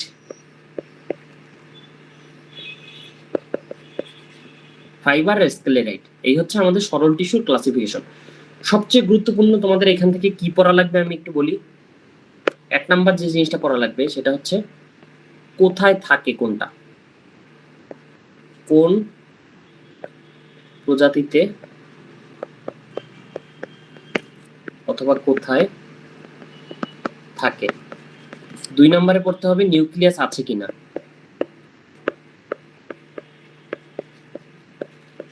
থাকলেও সারা জীবন আছে, নাকি জীবনের কোনো একটা পর্যায়ে থাকে এরপরে নষ্ট হয়ে যায়। এই জিনিসটা পড়লেই তোমাদের এখানে পড়াশোনা শেষ, ঠিক আছে? একদম গুছানো পড়া। ক্লাসিফিকেশনটা জানবা কি কি আছে ভাই। প্লান্ট টিস্যু দুই ধরনের, সরল টিস্যু, জটিল টিস্যু। সরল টিস্যু আছে প্যারেনকাইমা, কোলেনকাইমা, স্ক্লেরেনকাইমা। এগুলোর মধ্যে কিছু সাব ক্লাসিফিকেশন আছে, এটা পড়বো। এরপর কোনটা কোথায় থাকে, নিউক্লিয়াস আছে কিনা, থাকলে সারা জীবন আছে নাকি অল্প টাইম আছে, এইটুকু পড়া শেষ। ঠিক আছে, আর কিচ্ছু না। এরপরে জটিল টিস্যু কি, জটিল টিস্যু পড়া আরো সহজ। দেখো জটিল টিস্যু কি করে, জটিল টিস্যুর আর একটা নাম হচ্ছে পরিবহন টিস্যু। ঠিক আছে, জটিল টিস্যু আর একটা নাম হচ্ছে পরিবহন টিস্যু। এটা আমাদের ওই টিস্যুটা কি করে, সরল টিস্যুটা আমাদের শরীরটা তৈরি করে। ধরো আমি একটা গাছ, আমার শরীরটা তৈরি করছে সরল টিস্যু, এবং আমার শরীরে তো বিভিন্ন জিনিস পরিবহন করা লাগবে, যেমন খাবার পরিবহন করা লাগবে, আমি যা যা খেয়ে যে বিভিন্ন বজ্র পাঠাইছি এই বজ্রটা পরিবেশের মধ্যে আবার রিলিজ করা লাগবে। তাহলে এই পরিবহনটা যে করবে সে হচ্ছে জটিল টিস্যু। ঠিক আছে, আর বডিটা যে তৈরি করবে সে হচ্ছে সরল টিস্যু। তাহলে পরিবহন যে জটিল টিস্যু করবে এটাকে আমরা আবার দুইটা ভাগে ভাগ করতে পারি। দেখো আমাদের বডিতে দুইটা জিনিস পরিবহন করা লাগে, একটা হচ্ছে জল আর একটা হচ্ছে ফুড বা খাবার। ঠিক আছে, তাহলে জল জ দিয়ে, এবং জল যে পরিবহন করবে তাকে আমরা বলবো জাইলেম। ঠিক আছে, ইজি। এরপর ফুড বা খাবার ফ দিয়ে, তাহলে খাবার যে পরিবহন করবে তাকে আমরা বলবো ফ্লোয়েম। এই হচ্ছে আমাদের পড়াশোনা। ঠিক আছে, জাইলেম আর ফ্লোয়েম। তাহলে জাইলেমও 4 ধরনের টাইপ আছে, ফ্লোয়েমের মধ্যেও 4টা সাব টাইপ আছে। জাইলেমের মধ্যে আছে tracheid, vessel, xylem parenchyma,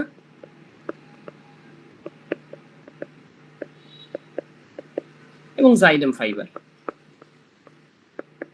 xylem fibre, এই জাইলেম ফাইবারের আর একটা নাম কি জানো, একটা নাম হচ্ছে উড ফাইবার। এটা বিভিন্ন ভর্তি পরীক্ষা আসে যে কোনটা উড ফাইবার আর কোনটা বার্স্ট ফাইবার। ফ্লোয়েমের মধ্যে কি আছে, এখানেও 4টা জিনিস আছে, একটা হচ্ছে সিপ কোষ, একটা হচ্ছে সঙ্গী কোষ,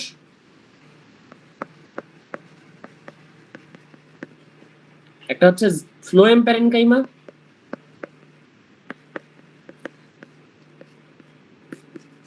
আর একটা হচ্ছে এইটার মতোই ফ্লোয়েম ফাইবার।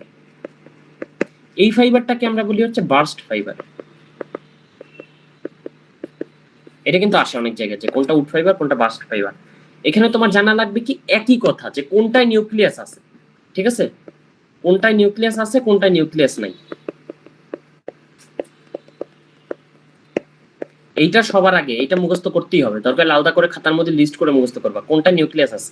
2 নাম্বার হচ্ছে কোনটা কোন উদ্ভিদে পাওয়া যায়, কোনটা কোন প্রজাতিতে পাওয়া যায়। ধরো এই যে ভেসেল কোন প্রজাতিতে পাওয়া যায়, সবগুলায় পাওয়া যায় না। ট্রাকিড কোনগুলায় পাওয়া যায়, দেখবা কিছু নগ্নবীজিতে পাওয়া যায়, কিছু আবৃতবীজিতে পাওয়া যায়, কিছু নিটামেতে পাওয়া যায়। দেখবা বইয়ের মধ্যে খুব সুন্দর করে লেখা আছে, দেখাই লেখাটা।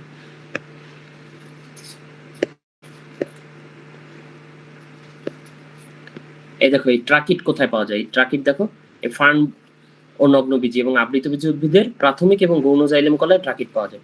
ভেসেল কোথায় পাওয়া যায় বুঝছো, দেখবা যে এই যে নগ্নবীজি উদ্ভিদের মতো উন্নত উদ্ভিদ যেমন নিটামেতে ভেসেল থাকে। তারপর জাইলেম প্যারেনকাইমা উড ফাইবার, এই জিনিসগুলো জাস্ট এখান থেকে পড়বা। ঠিক আছে, তাহলে কোনটা কোন প্রজাতিতে পাওয়া যায় এটা জাস্ট পড়বা, বইয়ের মধ্যে ছোট করে লিখে রাখো। এই জিনিসগুলো লিখে রাখলে তোমাদের মনে থাকবে যে কোনটা থেকে আমাদের কি পড়া লাগে। ঠিক আছে, আচ্ছা এই হচ্ছে আমাদের উদ্ভিদ টিস্যুর পড়াশোনা। জাস্ট এইটুকু একটু কষ্ট করে পড়বা। এটা কিন্তু খুবই গুরুত্বপূর্ণ চ্যাপ্টার, মানে খুবই বেশি গুরুত্বপূর্ণ চ্যাপ্টার। এনডিসি তে প্রত্যেকবার ভাই এই চ্যাপ্টার 2 থেকে কোশ্চেন আসে না, এরকম বছর আমি দেখি নাই যে চ্যাপ্টার 2 থেকে কোনো কোশ্চেন আসে না।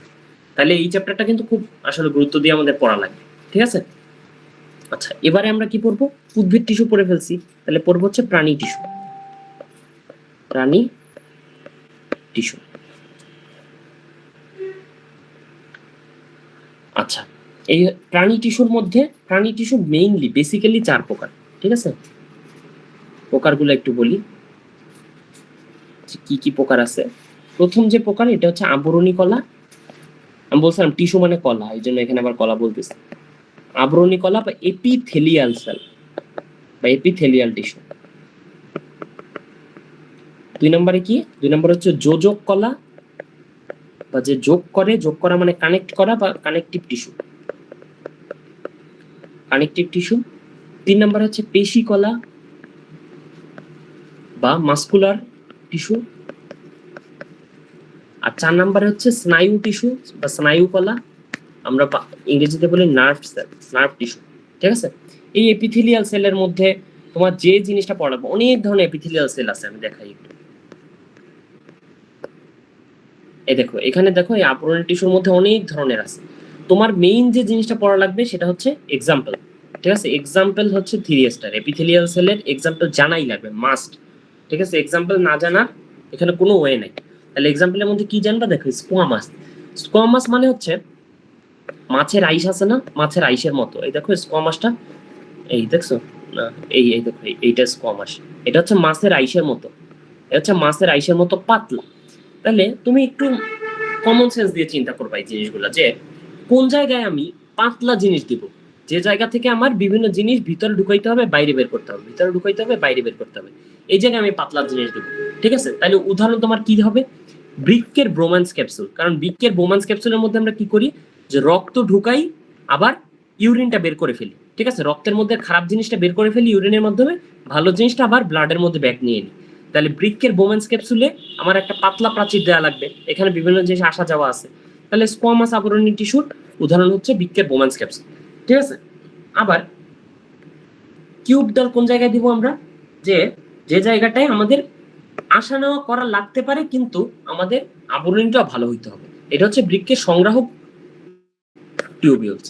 এখানে আমরা কি করি, এটা তোমরা বুঝবা না এখন আমি এটা না বলি। আচ্ছা, এরপর হচ্ছে কলামনাল। এই কলামনাল কোথায় থাকে এটা পড়বা, ঠিক আছে? কলামনাল কোথায় থাকে এটা পড়বা। এরপর সাধারণটা কোথায় থাকে, স্ট্রাটিফাইড। স্ট্রাটিফাইড মানে হচ্ছে একাধিক স্তরে সজ্জিত থাকে, বুঝছো? স্ট্রাটিফাইডের ছবি আছে, এই দেখো স্ট্রাটিফাইড, এই দেখো এই একটা স্তর, এই একটা স্তর, এই একটা স্তর, এই একটা স্তর। তাহলে যে জায়গাটার সাথে অনেক বেশি ঘর্ষণ আছে, ধরো যে জায়গায় আমরা আঘাত পাইতে পারি, ঘর্ষণ হইতে পারে, ঘর্ষণে যদি এক পাল্লা উঠেও যায় তারপরেও আরো নিচে অনেকগুলো পাল্লা থাকবে, বুঝছো? অথবা ধরো আঘাত পেয়ে 2 পাল্লা উঠে গেল, তারপরেও নিচে আরো অনেকগুলো পাল্লা থাকবে।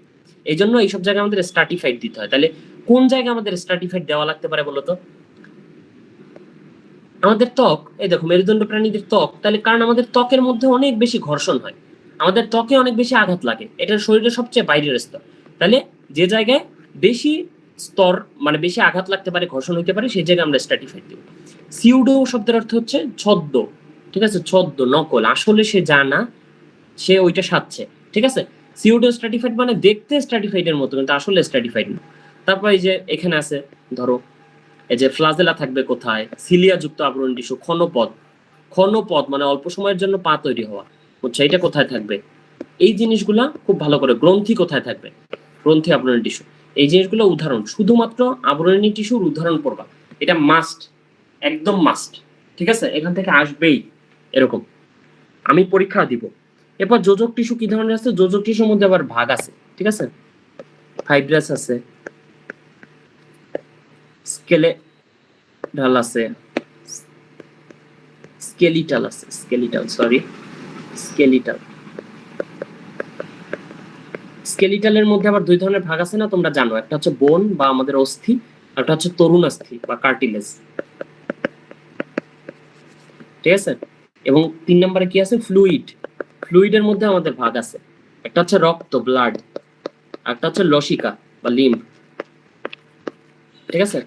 এগুলো আবার বিস্তারিত বইয়ের মধ্যে আছে, যে কোনটা কি। ব্লাডের আলাদা একটা চ্যাপ্টার আছে, সো এখানে আমি অত বিস্তারিত ব্লাডের মধ্যে কি কি আছে পড়াবো না, ওইটা ওই চ্যাপ্টারে যে পড়াবো, ঠিক আছে? এবার পেশি টিস্যু যেগুলো আছে না, পেশি টিস্যুর মধ্যে এই পেজে নিয়ে পড়াই। পেশি টিস্যু আবার 3 ধরনের, একটা হচ্ছে ঐচ্ছিক, যেটা আমরা আমাদের ইচ্ছায় নিয়ন্ত্রণ করতে পারি, এরকম টিস্যুর নাম হচ্ছে ঐচ্ছিক। তোমাদের ঐচ্ছিক টিস্যুর উদাহরণ আসতে পারে, যে একটা ঐচ্ছিক টিস্যুর উদাহরণ লেখো। তাহলে তো আমাদের বডির বেশিরভাগ টিস্যুই ঐচ্ছিক টিস্যু। তুমি বলে দিবা যে ধরো একটা মাসেলের নাম বলবা, তুমি যে কোনো একটা মাসেলের নাম বলো, ঐচ্ছিক একটা মাসেলের নাম বলো, এর মধ্যে একজন, দেখি পারো কিনা। একটা ঐচ্ছিক মাসেলের নাম বলো, কেউ পারলে। প্রণয় বলো।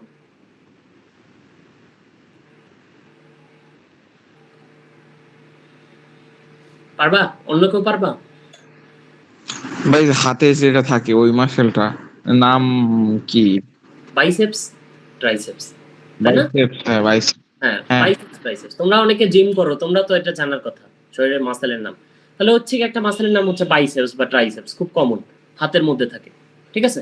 তাহলে হচ্ছে যে কোনো একটা মাসেলের নাম বলে দিবা তোমরা। তারপর অনৈচ্ছিক টিস্যু,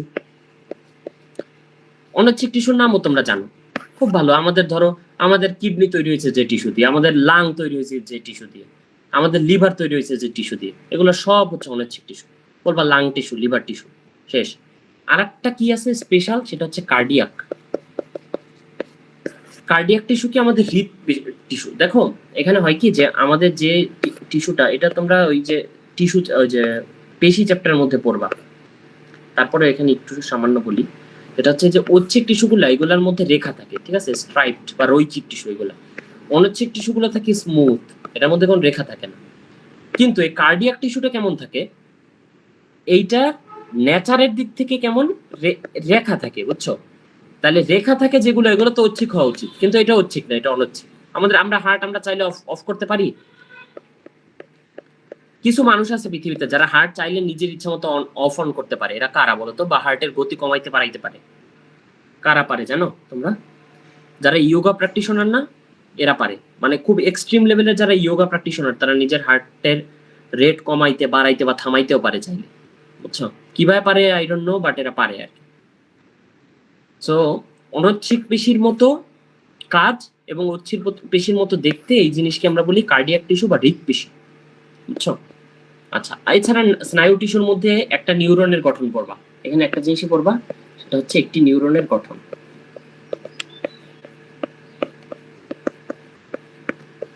একটি নিউরনের গঠন, শেষ। এছাড়া এখানে তোমাদের কি পড়া লাগবে জানো? এখানে আর এগুলো পড়াবো না, এগুলো পড়াবো ওইখানে যে। এছাড়া এখানে যেটা পড়বা সেটা হচ্ছে এইগুলার জাস্ট নামগুলো পড়বা, বাংলা এবং ইংরেজি দুইটা নাম একটু পড়বা। পরিপাকতন্ত্র, শ্বসনতন্ত্র, স্নায়ুতন্ত্র, রেচনতন্ত্র, জননতন্ত্র, ত্বকতন্ত্র, ইন্টিগুমেন্টারি সিস্টেম। এটা অনেকে জানো না। আমাদের শরীরের সবচেয়ে বড় অঙ্গের নাম কি বলতো একজন? অন্তঃক্ষরা বা এন্ডোক্রাইন সিস্টেম। বলো, শরীরের সবচেয়ে বড় অঙ্গের নাম কি আমাদের? ফিমার। ফিমার তো অঙ্গ না, ফিমার তো একটা অস্থি। পরিপাকতন্ত্র। কি বলছো বুঝিনি।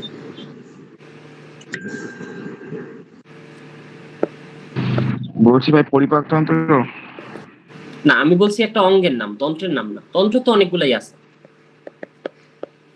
শরীরের সবচেয়ে বড় অঙ্গ, শরীরের সবচেয়ে বড় অঙ্গের নাম হচ্ছে ত্বক বা স্কিন, বুঝছো? এটা হচ্ছে আমাদের শরীরের সবচেয়ে বড় অঙ্গ। এটা পরীক্ষা আসতে পারে, এটা মাথায় রাখবা। ঠিক আছে, তাহলে এই চ্যাপ্টারটা আমাদের এর মাধ্যমে শেষ। যে জিনিসগুলো বলছি, আমি কিন্তু সব জিনিস পড়াই নাই, অনেক কিছু বলছি যে এটা পড়তে হবে। সো ওই জিনিসগুলো খুব ভালো করে একবার পড়বা, ঠিক আছে? এবং অবশ্যই বায়োলজিতে রিডিং এর কোনো বিকল্প নেই। বায়োলজি খুব ভালো করে তোমার রিডিং পড়তে হবে, এই হচ্ছে মেইন কথা। ঠিক আছে, খুব ভালো করে তোমার রিডিং পড়তে হবে। একদম একটা শব্দ বাদ দেওয়া যাবে না, কোনো টপিক বাদ দেওয়া যাবে না। যেগুলো বোঝানোর মতো ছিল এগুলো আমি বুঝাই দিছি। এভাবে এই জিনিসগুলো পড়বা, ঠিক আছে? কোনো কিছু যাতে মিস না যায়। পরীক্ষায় ট্রাই করবো এই চ্যাপ্টারে একটা বড় এক্সাম নেওয়ার, যাতে তোমাদের কিছু কোনো টপিক মিস না যায়। এক্সামটা দিলে অ্যাটলিস্ট কিছু না পারলে বুঝতে পারবা যে এখান থেকে এটা আমার মিস গেছে, ঠিক আছে? এরপর একদম ছোট একটা চ্যাপ্টার আছে আমাদের, এটা একটু এটার সাথে আমরা পড়ে ফেলবো। একদমই ছোট কয়েকটা জিনিস বলবো, ওই জিনিসটা দেখবা, হয়ে গেছে চ্যাপ্টার, ঠিক আছে? আচ্ছা দেখো, এটা হচ্ছে চ্যাপ্টার 3, সেল ডিভিশন।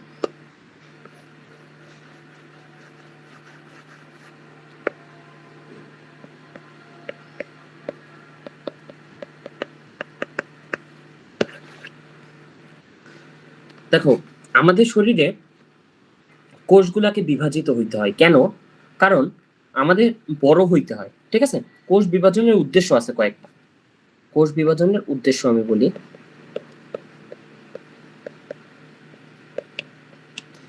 এক নাম্বার উদ্দেশ্য হচ্ছে যে তোমার সংখ্যা বাড়া, ঠিক আছে, নাম্বার বাড়া। 2 নাম্বার উদ্দেশ্য হচ্ছে সাইজ বাড়া, কোনো একটা অঙ্গের সাইজ বাড়া। ধরো আমাদের ছোটবেলায় ছোট একটা বাচ্চার হার্ট যদি তুমি দেখো, আমাদের মেডিকেলে আমরা একটা বাচ্চার বডি কাটছিলাম, বুঝছো, একদম ফার্স্ট ইয়ারে। ছোট একটা পথ শিশু ছিল, পথ শিশুটা কিভাবে যেন মারা গেছে আমরা জানি না। তো ওইটার বডিটা কেটে আমরা দেখি ছোট্ট ছোট্ট হার্ট, লাংটা ছোট, লিভারটা ছোট, সবকিছু ছোট ছোট। যেমন কি আমরা একটা, এই যে গত এবার ছুটিতে আসার আগে একটা লোক পানিতে ডুবে মারা গেছিল সিলেটে, সুরমা নদীতে লাশ পাইছিলাম।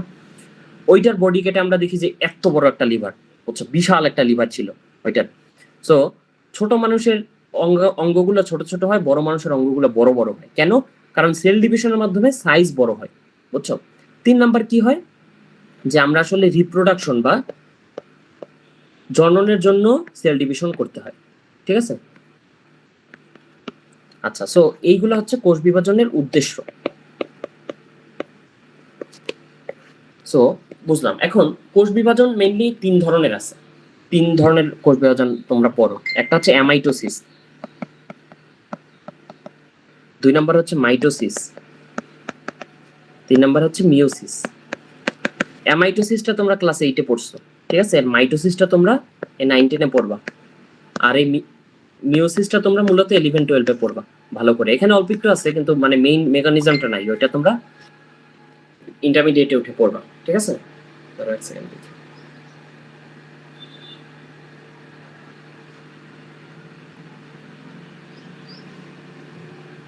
ওকে, আচ্ছা, এখন আমরা এই চ্যাপ্টারে মেইনলি কি করব? এই চ্যাপ্টারে আমরা মূলত মাইটোসিস পড়বো। সো মাইটোসিসের কতগুলো স্টেপ আছে, এই স্টেপগুলো কিভাবে মনে রাখা যায় এটা তোমাদের জাস্ট বলবো, ঠিক আছে? আর বাকি জিনিসগুলো তোমরা এমনি জানো। মাইটোসিস কোথায় হয় এই জিনিসটা খুব গুরুত্বপূর্ণ, এটা একটু পড়তে হবে।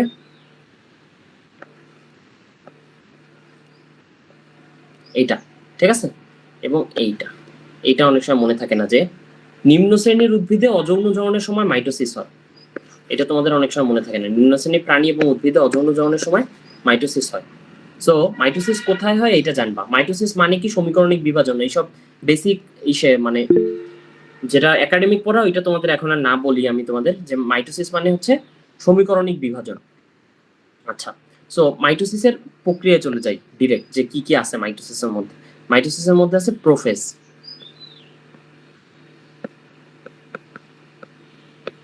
তারপর হচ্ছে প্রোমেটাফেজ,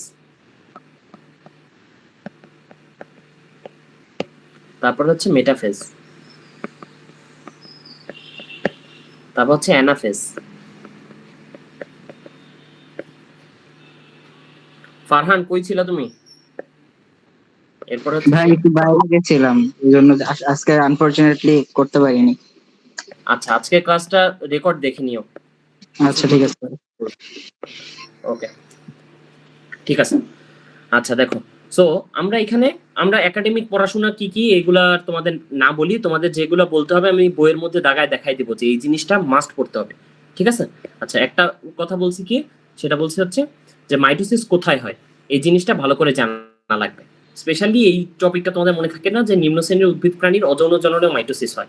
কিভাবে হয় খুব সুন্দর করে আছে এই জিনিসটা। আমি তোমাদের যে বলছিলাম না ফ্রি ইন্টার ক্লাস নিব, ওই সময় আমি দেখাই দিব যে কিভাবে হয়। এগুলো অনেক সুন্দর জিনিস পড়ার জন্য।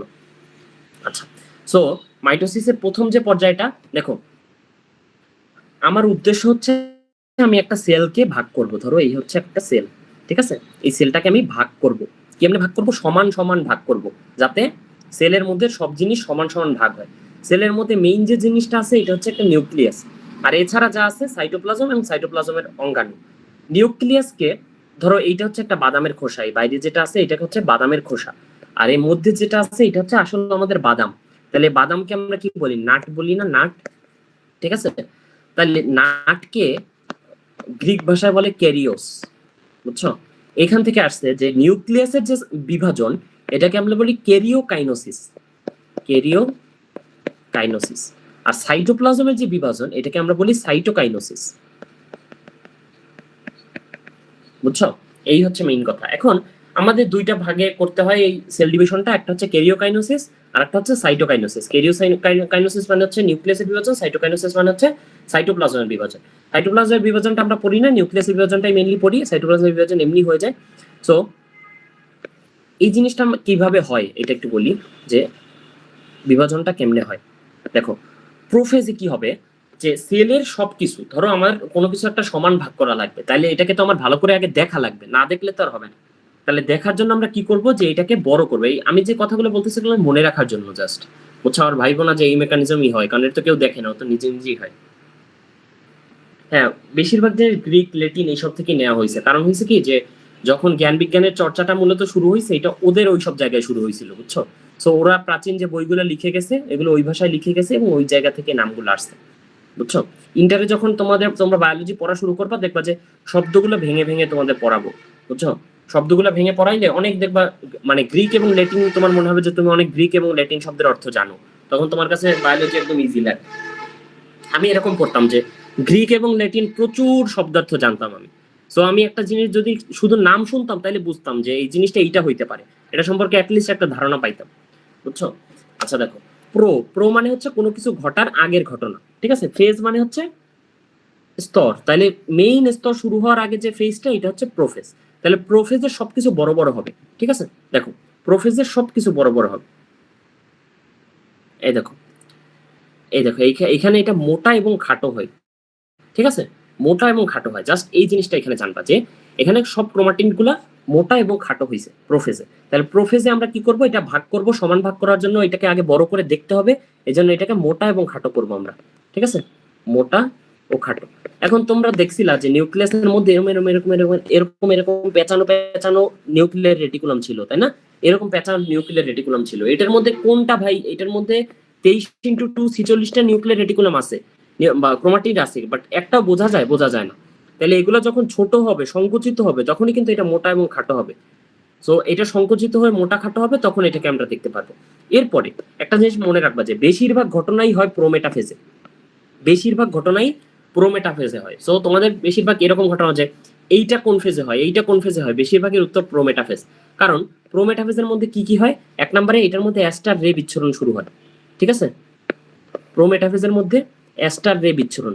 আমি এভাবে মুখস্থ করছিলাম যে কোনো ঘটনা কোথায় হয় বললেই প্রোমেটাফেজ বলে দিও কিছু মনে না থাকলে, কারণ অ্যাস্টার রে বিচ্ছুরণ এখানে শুরু হয়। এখানে স্পিন্ডল তন্তু তৈরি হয়, স্পিন্ডল তন্তু তৈরি হয়। তারপর এখানে হচ্ছে, এখানে আর কি হয় দেখি এক সেকেন্ড, এই দেখো, এই দেখো স্পিন্ডল তন্তু তৈরি হয়। স্পিন্ডল তন্তুর মধ্যে যেটা ক্রোমোজোমের মধ্যে লেগে থাকবে ওইটাকে বলবো ট্রাকশন তন্তু, আর যেটা লেগে থাকবে না ওইটাকে বলবো নর্মাল স্পিন্ডল তন্তু। তবে স্পিন্ডল যন্ত্র তৈরি হয়, ঠিক আছে? স্পিন্ডল যন্ত্র তৈরি হয়,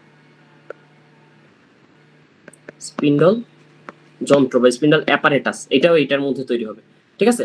এরপর নিউক্লিয়াসের বিলুপ্তি শুরু হবে, নিউক্লিওলাসের বিলুপ্তি শুরু হবে। শুরুটা হবে কোথায়, আমি বলছিলাম যে বেশিরভাগ ঘটনা ঘটে এটার মধ্যে, তাহলে এখানেই বিলুপ্তি শুরু হবে। তাহলে নিউক্লিয়াসের বিলুপ্তি শুরু,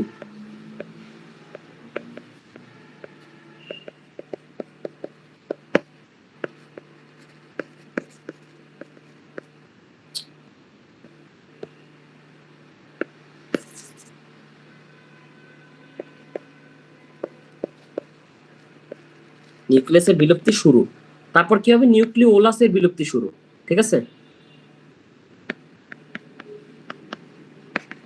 নিউক্লিওলাসের বিলুপ্তি শুরু। তাহলে মনে রাখবে এখানে কিন্তু শুরু হয়েছে, এখানে কিন্তু শেষ হয় নাই।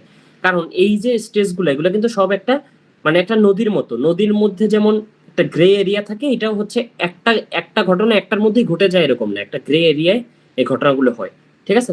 তাহলে নিউক্লিয়ার মেমব্রেন, নিউক্লিওলাসের বিলুপ্তি এখানে শুরু হয়। আচ্ছা, আর অ্যাস্টার রে বিচ্ছুরণ হয়। এই তাহলে বেশিরভাগ ঘটনা আমাদের প্রোমেটাফেজে হয়েছে। এরপর দেখো মাঝখানের ফেজ কোনটা, এই পাশে আমাদের দুইটা ফেজ, এই পাশে আমাদের দুইটা ফেজ, তাহলে এইটা না মাঝখানের ফেজ, তাহলে এই মাঝখানের ফেজটাকে আমরা বলি মেটাফেজ বা মাঝখানের ফেজ। তাহলে মেটা ফেজে কি হবে, ক্রোমোজোমগুলো মাঝখানে যাবে, ঠিক আছে? সোজা কথা, ক্রোমোজোমগুলো মাঝখানে যাবে, আর কোনো কথা নাই। এইটুকু জানলেই তোমরা বাকি জিনিস বুঝে যাবা, এখানে সবকিছু মাঝখানের কাহিনী, ঠিক আছে? এই ছবিটা দেখলেই বুঝবা যে ক্রোমোজোমগুলো এখানে মাঝখানে আসছে। এই দেখো ক্রোমোজোমগুলো এখানে মাঝখানে আসছে। তাহলে এই ফেজে কি হয়, ঘটনা কি হয়, এই পর্যায়ে বিষুবীয় অঞ্চলে, বিষুবীয় অঞ্চল মানে হচ্ছে ধরো আমরা পৃথিবীরও কিন্তু বিষুবীয় অঞ্চল আছে। তোমরা 9-10 এই পড়ছো না যে বাংলাদেশ বিশ্ব পরিচয়, এই বাংলাদেশ বিশ্ব পরিচয়ের মধ্যে তোমরা দেখছো না যে এইরকম পৃথিবী হইলে এইটা হচ্ছে মেরু অঞ্চল, আর এই মাঝখানে এটা হচ্ছে বিষুবীয় অঞ্চল, এরকম, বুঝছো? যে দুই মেরুর মাঝখানে যে অঞ্চলটা এটাকে আমরা বলি বিষুবীয় অঞ্চল, বুঝছো? ক্রোমোজোম গুলো সব এই মাঝখানে বিষুবীয় অঞ্চলে হয় থাকে, ঠিক আছে? এটা যেহেতু মধ্যের স্টেজ, তাহলে এখানে সবচেয়ে বেশি মোটা আর খাটো থাকবে ক্রোমোজোম গুলো, মধ্যের স্টেজ সবচেয়ে বেশি মোটা আর খাটো হবে, ঠিক আছে? ওই যে আগের ফেজে আমরা বলছিলাম যে এখানে নিউক্লিয়ার মেমব্রেন এবং নিউক্লিওলাসের বিলুপ্তিটা শুরু হয়েছে, এইখানে এসে এই জিনিসটা শেষ হবে, ঠিক আছে? এইখানে দেখবা যে নিউক্লিয়ার মেমব্রেন এবং নিউক্লিওলাসের সম্পূর্ণ বিলুপ্তি হয়েছে। এরপর পরের যে ফেজটা আছে অ্যানা ফেজ, অ্যানা শব্দের অর্থ হচ্ছে গতি, বুঝছো? Ana plus phase, Greek ana শব্দের অর্থ হচ্ছে গতি, তাহলে এইটাই হবে কি যে প্রথমে এটা তো এতক্ষণ মাঝখানে ছিল, এগুলো ধরো মাঝখানে আছে, এবার গতিপ্রাপ্ত হবে, এই সাইডে গতিপ্রাপ্ত হবে একটা পার্ট অর্ধেক হয়ে, এবং এই সাইডে গতিপ্রাপ্ত হবে একটা পার্ট। ঠিক আছে, এটা দেখবা যে অ্যানাফেজে এসে কোনো কিছু বলছো। দেখো আগেরটায় এই যে মাঝখানে যে জিনিসগুলো ছিল, মাঝখানে যে জিনিসগুলো ছিল এগুলো ভাগ হয়ে এবার এদিকে গতিপ্রাপ্ত হয়েছে। ঠিক আছে, এদিকে গতিপ্রাপ্ত হয়েছে, সো দুই সাইডে গতিপ্রাপ্ত হয়। এবার এখানে কিছু শেপ আছে দেখবা, এই দেখো চারটা শেপ তোমাদের বইয়ের মধ্যে বলা আছে, V shape, L shape, J shape, I shape. ঠিক আছে, তাহলে দেখো আই সবচেয়ে টল না, এটা টল, এটা সবচেয়ে টল, তাহলে এটা যেহেতু টল এটাকে আমরা বলবো টেলোসেন্ট্রিক। ঠিক আছে, মূলত সেন্ট্রোমিয়ারটা কোথায় আছে এটার উপর ভিত্তি করে এটা আমরা করি। আবার দেখো এই ভি এর একদম মাঝখানে সেন্ট্রোমিয়ার আছে, দেখবা যে একদম মাঝখানে সেন্ট্রোমিয়ার আছে, হচ্ছে এই সাইডেও সমান এই সাইডেও সমান, মাঝখানে সেন্ট্রোমিয়ার আছে, তাহলে মাঝখান মানে হচ্ছে মেটা, তাহলে এটাকে আমরা বলবো মেটাসেন্ট্রিক। এল এর দেখো সেন্ট্রোমিয়ারটা কোথায়, এই সাইডে এবং এই সাইডে, একদম মাঝখানে না, মাঝখানের একটু পাশে, তাহলে মাঝখানের যেটা পাশে সেটাকে আমরা বলবো সাবমেটা। এটা যদি মেটা হয় এটা হবে সাবমেটা, তাহলে এটা হবে মেটাসেন্ট্রিক, এটা হবে সাবমেটাসেন্ট্রিক। এইটা দেখো সেন্ট্রোমিয়ারটা কোথায় আছে, একদম অ্যাক্রোবেটিক ভাবে আছে না, এটা বাঁকা বাঁকা চোখা না, একদম অ্যাক্রোবেটিক, তাহলে এটাকে আমরা বলবো অ্যাক্রোসেন্ট্রিক বা বাঁকা ভাবে আছে। এবং এটা যেহেতু সবচেয়ে টল এটাকে আমরা বলবো টেলোসেন্ট্রিক। ঠিক আছে, এই চারটা জিনিস মনে রাখবা, এটা আসতে পারে যে কোনটা কোন শেপ। ঠিক আছে, এই হচ্ছে শেষ। আর টেলো ফেজ কোনটা, যেটা হচ্ছে সবার শেষ পর্যায়ে, এখানে জাস্ট প্রোফেজের উল্টো হবে। প্রোফেজে কি হয়েছে, বেশি বেশি পানি জমছে, মোটা এবং খাটো হইছে, ক্রোমোজোম সংকুচিত হইছে, এখানে কি হবে পানিটা আবার, এই দেখো এখানে কি হবে, প্রোফেজের ঘটনাগুলো বিপরীত ভাবে হবে, মানে পানিটা, সরি আমি উল্টো বলছি, প্রোফেজে পানিটা বের হয়ে গেছে, ঠিক আছে, ওইটাই খাটো হইছে মোটা হইছে, তাহলে এখানে কি হবে পানিটা আবার যোজন হবে, পানিটা আবার যোগ হবে, ওইটা খাটো হইছে ওইটা মোটা হইছে, এটা হবে সরু, ওইটা খাটো হইছে এটা হবে লম্বা। ঠিক আছে, এটা হচ্ছে মেইন কথা। এরপর কি হবে যে ওই যে সাইটোকাইনেসিসের বাকি স্টেপগুলো ঘটবে, ঘটে দুইটা ডটার সেল তৈরি হবে। আচ্ছা, এখন এইটা হচ্ছে মেইন স্টেজ, এটার মধ্যে থেকে এমসিকিউ কি আসতে পারে, আসবে যে কোন ফেজে কি হয়, এটাই আসবে। ধরো অ্যাস্টার্কে কোন ফেজে তৈরি হয়, ক্রোমোজোমগুলো সবচেয়ে মোটা খাটো কোন ফেজে হয়, নিউক্লিওলাসের বিলুপ্তি ঘটে কোন ফেজে, অথবা নিউক্লিওলাসের বিলুপ্তি শুরু হয় কোন ফেজে, এই জিনিসগুলো একটু মনোযোগ দিয়ে, অথবা ধরো কোন ফেজে টেলোসেন্ট্রিক অ্যাক্টোসেন্ট্রিক ক্রোমোজোম দেখা যায়, এই জিনিসগুলো তোমাদের লিখতে হয় পরীক্ষায়। এই হচ্ছে এই ফেজ থেকে পড়া মেইন যেটা থেকে কোশ্চেন আসতে পারে, সেটা হচ্ছে এই গুরুত্ব থেকে। ঠিক আছে, মাইটোসিসের গুরুত্ব। তো তোমরা জানো যে মাইটোসিস কোষ বিভাজনে যে ঘটনাটা ঘটে এটা একটু বুঝাই।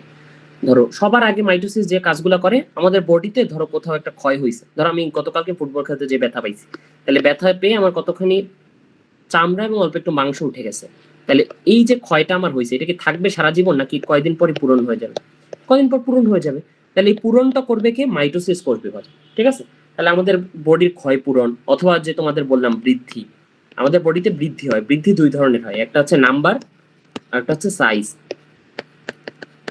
ঠিক আছে, এই দুই ধরনের বৃদ্ধি এই জিনিসগুলো মাইটোসিস করে। এছাড়া অনুন্নত প্রাণীর ক্ষেত্রে মাইটোসিসটা মূলত জননও করতে পারে। ঠিক আছে, ধরো অনুন্নত প্রাণীগুলো হয় এন বা হ্যাপ্লয়েড, বুঝছো, উন্নত প্রাণীগুলো হয় হ্যাপ্লয়েড, আর আমরা উন্নত প্রাণীরা কি টয়েজেন বা ডিপ্লয়েড। আমাদের দুই সেট ক্রোমোজোম থাকে প্রত্যেকটা সেলে, ওদের এক সেট ক্রোমোজোম থাকে।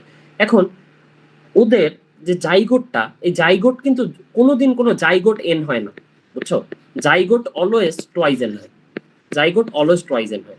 এখন ধরো আমাদের টয়েজেন জাইগোট দিয়ে আমাদের টয়েজেন বডি তৈরি করতে আমরা মাইটোসিসের হেল্প নিছি, ঠিক আছে, কোনো সমস্যা হয় না। এখন ওদের টয়েজেন জাইগোট দিয়ে ওরা হ্যাপ্লয়েড একটা বডি কিভাবে তৈরি করবে, যে এই ক্ষেত্রে ওদের কি লাগে, মিওসিস লাগে, বুঝছো, মিওসিস এখনো পড়াই নাই, আমি একটু আর্লি বলে ফেলছি। আচ্ছা ওকে, তাহলে এইটা হচ্ছে ওদের মিওসিস লাগে। এখন ওদের মিওসিসটা লাগছে নিষেকের পরে, বুঝছো, এই জিনিসটা একটা গুরুত্বপূর্ণ ব্যাপার, যে উন্নত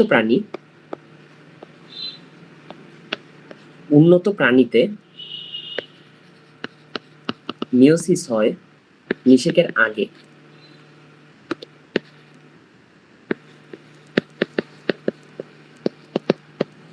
নিষেকের আগে, আর অনুন্নত প্রাণীতে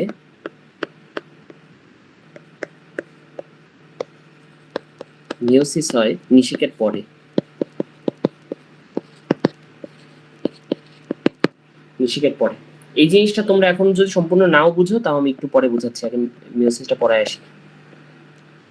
আচ্ছা, সো মাইটোসিসের কাহিনী বুঝছি, এখন মাইটোসিস কোথায় কি লাগে থাকে এটা একসাথে মাইটোসিস মিওসিস তুলনামূলকভাবে পড়াবো। এখন আগে একটু মিওসিস পড়াই। মিওসিস কি? মিওসিস মানে হ্রাসমূলক বিভাজন, তোমরা জানো, ঠিক আছে? মিওসিস মানে হচ্ছে হ্রাসমূলক বিভাজন, অর্থাৎ এখানে আমরা একটা অপত্য ক্রোমোজোম থেকে পাবো হচ্ছে 4টা ডটার সেল, ঠিক আছে? 4টা ডটার সেল পাবো এবং প্রত্যেকটা ডটার সেল হবে মেইন মাতৃ যে ক্রোমোজোম এইটার ক্রোমোজোমের অর্ধেক, ঠিক আছে? মাতৃ ক্রোমোজোমের থেকে অর্ধেক, অর্থাৎ এখানে একটা টয়েজেন থেকে আমরা 4টা এন পাবো, বুঝছো? আর মাইটোসিসে আমরা কি পাইছি? একটা টয়েজেন থেকে আমরা মূলত 2টা টয়েজেন পাইছি, ঠিক আছে? এটা ছিল আমার সমীকরণিক বা ইকুয়েশনাল ডিভিশন, আর এটা হবে আমার হ্রাসমূলক বিভাজন বা আচ্ছা এই লাইনটা পড়বো। মিওসিস আর এক নাম হচ্ছে হ্রাসমূলক বিভাজন। আচ্ছা, এখন মিওসিসটা কেন দরকার হয়েছে আমাদের এইটা একটু সংক্ষেপে পড়াই। যে ধরো আমার শরীরে সেল আছে টয়েজেন, এই হচ্ছে আমি, আমার শরীরে সেল আছে টয়েজেন। এখন এইটা ধরো আমার পার্টনার, ঠিক আছে? ওর শরীরেও সেল আছে টয়েজেন। এখন আমার শরীর থেকে আমি যে শুক্রাণু আসছে সেইটার সেল টয়েজেন, আমার পার্টনারের শরীর থেকে যে ডিম্বাণু আসছে এটার সেল হচ্ছে টয়েজেন। এখন এই দুইটা মিলে তো জাইগোট তৈরি হবে, তাহলে জাইগোট টয়েজেন প্লাস টয়েজেন হবে কি 4n, ঠিক আছে? এখন এই হচ্ছে জাইগোট তৈরির একমাত্র প্রসেস, এছাড়া জাইগোট তৈরির অন্য কোনো প্রসেস নেই। এখন এই যে ধরো পৃথিবীর মধ্যে মিওসিস বলতে কিছু নাই, শুধু মাইটোসিসই আছে, সেই ক্ষেত্রে এই 4n জাইগোট তৈরি হয়েছে। এখন এই 4n থেকে যে প্রাণীটা তৈরি হবে, অর্থাৎ যে বাবুটা আসবে সেই বাবুটাও আসবে 4n, ঠিক আছে? আবার এরকম ধরো আরেকজন আর আরেকটা বাবু আছে, সেই বাবুটাও 4n। এখন এই বাবু থেকে যে শুক্রাণু আসছে সেইটাও 4n, এই বাবু থেকে যে শুক্রাণু আসছে সেইটাও 4n, তাহলে এই 4n মিলে যে জাইগোট তৈরি হয়েছে এটা কি 8n, বুঝছো?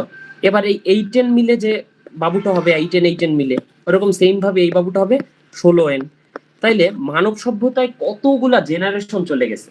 এই জেনারেশন যাইতে যাইতে যাইতে যাইতে যাইতে যাইতে দেখা গেছে আদম আলাইহিস সালাম ছিল 2n, আমি হইতাম কত লক্ষ এন, হাজার হাজার হাজার হাজার লক্ষ কোটি এন হয়ে যাইতাম না আমি? তাহলে আমি কি আর আদম আলাইহিস সালাম যেমন ছিল এরকম থাকতাম?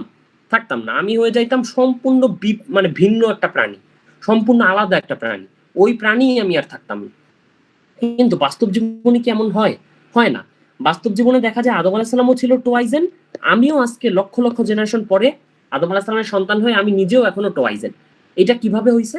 এইটা হইছে একটা শুধুমাত্র সেল ডিভিশনের জন্য, একটা সেল ডিভিশন থাকার কারণেই মানব সভ্যতা পৃথিবীতে এক্সিস্ট করছে। শুধুমাত্র মানব সভ্যতা না, সিংহ সভ্যতা বা সিংহ অসভ্যতা অথবা ধরো টিকটিকি, বিড়াল, যা কিছু দুনিয়ায় আছে সবকিছু এক্সিস্ট করতেছে একটা জিনিসের জন্যই, সেই জিনিসটা হচ্ছে মিওসিস কোষ বিভাজন। কারণ এখানে টয়েজেন সেল থেকে এন সেল আসে, ঠিক আছে?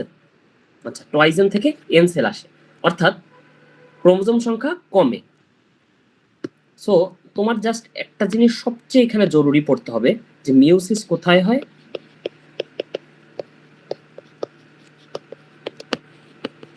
মাইটোসিস কোথায় হয়। পরীক্ষায় যদি কোশ্চেন হয় মিওসিস মাইটোসিস থেকে, এই টপিক থেকে কোশ্চেন হওয়ার সম্ভাবনা হচ্ছে 60%, জাস্ট এই টপিক থেকে, যে মিওসিস কোথায় হয়, মাইটোসিস কোথায় হয়, ঠিক আছে? আচ্ছা, এইখানে দেখো লেখা আছে সুন্দর করে, এটা বইয়ের মধ্যে দেখাবা।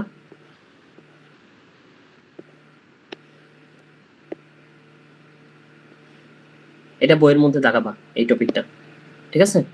কারণ বই যদি কোশ্চেন আসে এখান থেকে, কোশ্চেন আসার পসিবিলিটি হচ্ছে 60%, যে মিওসিস কোথায় হয়, মাইটোসিস কোথায় হয়। মিওসিসের দুইটা স্টেজ আছে, তোমরা এগুলো জানো, মিওসিস 1, মিওসিস 2। মিওসিস 1 এ মূলত হ্রাসমূলক বিভাজন হয়, মিওসিস 2টা মাইটোসিসের মতোই, এটার মধ্যে কোনো হ্রাসমূলক বিভাজন হয় না। বইয়ের মধ্যে কোথাও যদি কোনো একটা বৈজ্ঞানিক নাম লেখা থাকে, বৈজ্ঞানিক নামটা খুব ভালো করে জাস্ট মুখস্থ করবা, ঠিক আছে? আচ্ছা, এখানে মূলত বাংলা কথাবার্তা সাহিত্য, এই বাংলা সাহিত্য তোমাদের লাগবে না, আর যেটুকু বোঝান লাগবে ওইটুকু আমি বুঝাই দিছি। আচ্ছা, যদি অনিয়ন্ত্রিত মাইটোসিস হয় কোনো বডিতে, তখন হচ্ছে টিউমার বা ক্যান্সার তৈরি হয়, হিউম্যান প্যাপিলোমা ভাইরাস এরকম তৈরি করে, বুঝছো? দেখবা যে অনেকের হাতের মধ্যে ছোট একটা ইসের মতো হয়, মানে একটু চামড়া এরকম বেড়ে শক্ত হয়ে যায়, তোমাদের অনেকের থাকতে পারে এই জিনিসটা। এরপরে দেখবা যে ওই জিনিসটাকে যদি তুমি ব্লেড দিয়ে কেটে ফেলো তখন ওইটা আবার হয়। এই জিনিসটাকে আমরা বলি হচ্ছে ওয়ার্ড। এই ওয়ার্ডটা হয় হিউম্যান পেপিলোমা ভাইরাসের কারণে, বুঝছো? এই হিউম্যান পেপিলোমা ভাইরাসের আক্রমণে মাইটোসিসটা অনিয়ন্ত্রিত হয়ে যায়, বারবার হইতেই থাকে, এজন্য টিউমার তৈরি হয়, ইভেন ক্যান্সারও তৈরি হতে পারে, বুঝছো? এইটুকু জানবা এখান থেকে। আর জাস্ট যে টপিকটা বলছি এই টপিক থেকে কোশ্চেন আসবে। 1 নাম্বার কথা, কোশ্চেন আসতে পারে এইটা থেকে যে অমুক জিনিস কোষ বিভাজনের কোন পর্যায়ে হয়, প্রোফেজে, প্রোমেটাফেজে, মেটাফেজে, অ্যানাফেজে না টেলোফেজে, অমুক জিনিস কোন পর্যায়ে হয়, এটা থেকে কোশ্চেন আসার সম্ভাবনা 40%। আর 2 নাম্বার কথা, কোশ্চেন আসবে এখান থেকে যে মাইটোসিস কোথায় হয়, মিওসিস কোথায় হয়, এই টপিক থেকে কোশ্চেন আসার পসিবিলিটি 60%। এই 2টা টপিক পড়বে, এই চ্যাপ্টার শেষ। এর বাইরে এনডিসি এডমিশনে কোথাও থেকে কোশ্চেন আসবে না, ঠিক আছে? তাহলে এই 2টা চ্যাপ্টার তোমাদের ডান।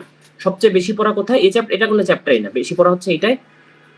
ফারহান আসো এখানে, তুমি দেখো না ওই চ্যাপ্টারের ভিডিও, এটা ক্লাসটা, ওইটা দেখে নিও। আর বাকি যারা এই ক্লাসে অনেকেই জয়েন করো নাই, তোমরা সবাই চ্যাপ্টার 2টা খুব সুন্দর করে পড়ে ফেলবা, খুব সুন্দর করে রিডিং করবে। এই চ্যাপ্টার নিয়ে দিয়ে আমি খুব বড় একটা ক্লাস মানে এক্সাম নিব, যাতে এই চ্যাপ্টারের সব টপিক তোমাদের কভার হয়ে যায়, ঠিক আছে? ঠিক আছে, ঈদের মধ্যে অল্প অল্প পড়াশোনা করো, তাইলেই হবে। নেক্সট ক্লাসে সবাই জয়েন করো। ফি আমানিল্লাহ। কারো কোনো কোশ্চেন আছে? বলো। জাবির, প্রণয়, ফারহান, সালে। না ভাইয়া। আচ্ছা, জাবির, প্রণয়, সালে, তোমাদের আছে কোনো কোশ্চেন? না ভাইয়া। আচ্ছা ঠিক আছে, বুঝতে পারছো যা যা পড়াইছি, কি কি পড়তে হবে বুঝছো? জি ভাই। আচ্ছা ঠিক আছে, তাহলে তোমাদের এইটা পড়তে কতক্ষণ লাগবে জানো? সর্বোচ্চ যদি খুব বেশি লাগে তাহলে 1.5 আওয়ার, ঠিক আছে? 90 মিনিট। 90 মিনিট একটা ফুটবল ম্যাচ, ঠিক আছে? ভাববা এটা একটা ফুটবল ম্যাচ, এই 90 মিনিটে আমার জিততে হবে, ঠিক আছে? এই 90 মিনিট টাইম দিবা এই 2টা চ্যাপ্টারের উপরে, তোমাদের খুব সুন্দর করে 2টা চ্যাপ্টার পড়া হয়ে যাবে। সারাদিনে আর তোমাদের পড়াশোনা করতে হবে না, 90 মিনিট পড়াশোনা করো, ঠিক আছে ভাইয়া? ওকে ভাইয়া। ঠিক আছে, ফি আমানিল্লাহ। আসসালামু আলাইকুম ভাইয়া। ওয়ালাইকুম আসসালাম।